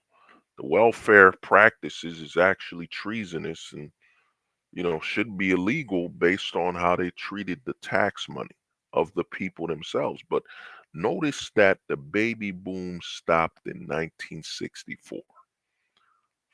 You know what I'm saying? 5 years before no fault divorce. You know what I'm saying? You see what's happening, the correlation, man, of what went on. So, and it proves my point that America is underpopulated. You know what I'm saying? 335 million people when it should be 800 to 1 billion, the population. You know what I'm saying? The country is underpopulated. So to me, man, that's the stream. I want to thank everybody for watching, and this has been Hold the Truth Hostage, where if the truth was so important, we wouldn't negotiate with lies, we would hold the truth hostage. Full-time ghosting isn't an option, it's the only choice. Full-time ghost. Volunteers can't be victims. Let me repeat that again. Volunteers can't be victims. And, we are living in the times of no secrets, you know, and those that believe that there are still secrets are lying about the times we live in. But peace out, man, and may everybody enjoy their holidays, man. Have a safe Christmas, and like I said, I have the stream, no family holidays on here. You could check that out. And peace out, man. You know what I'm saying? They said the truth won't survive beside the lies that maintain the decaying faces of this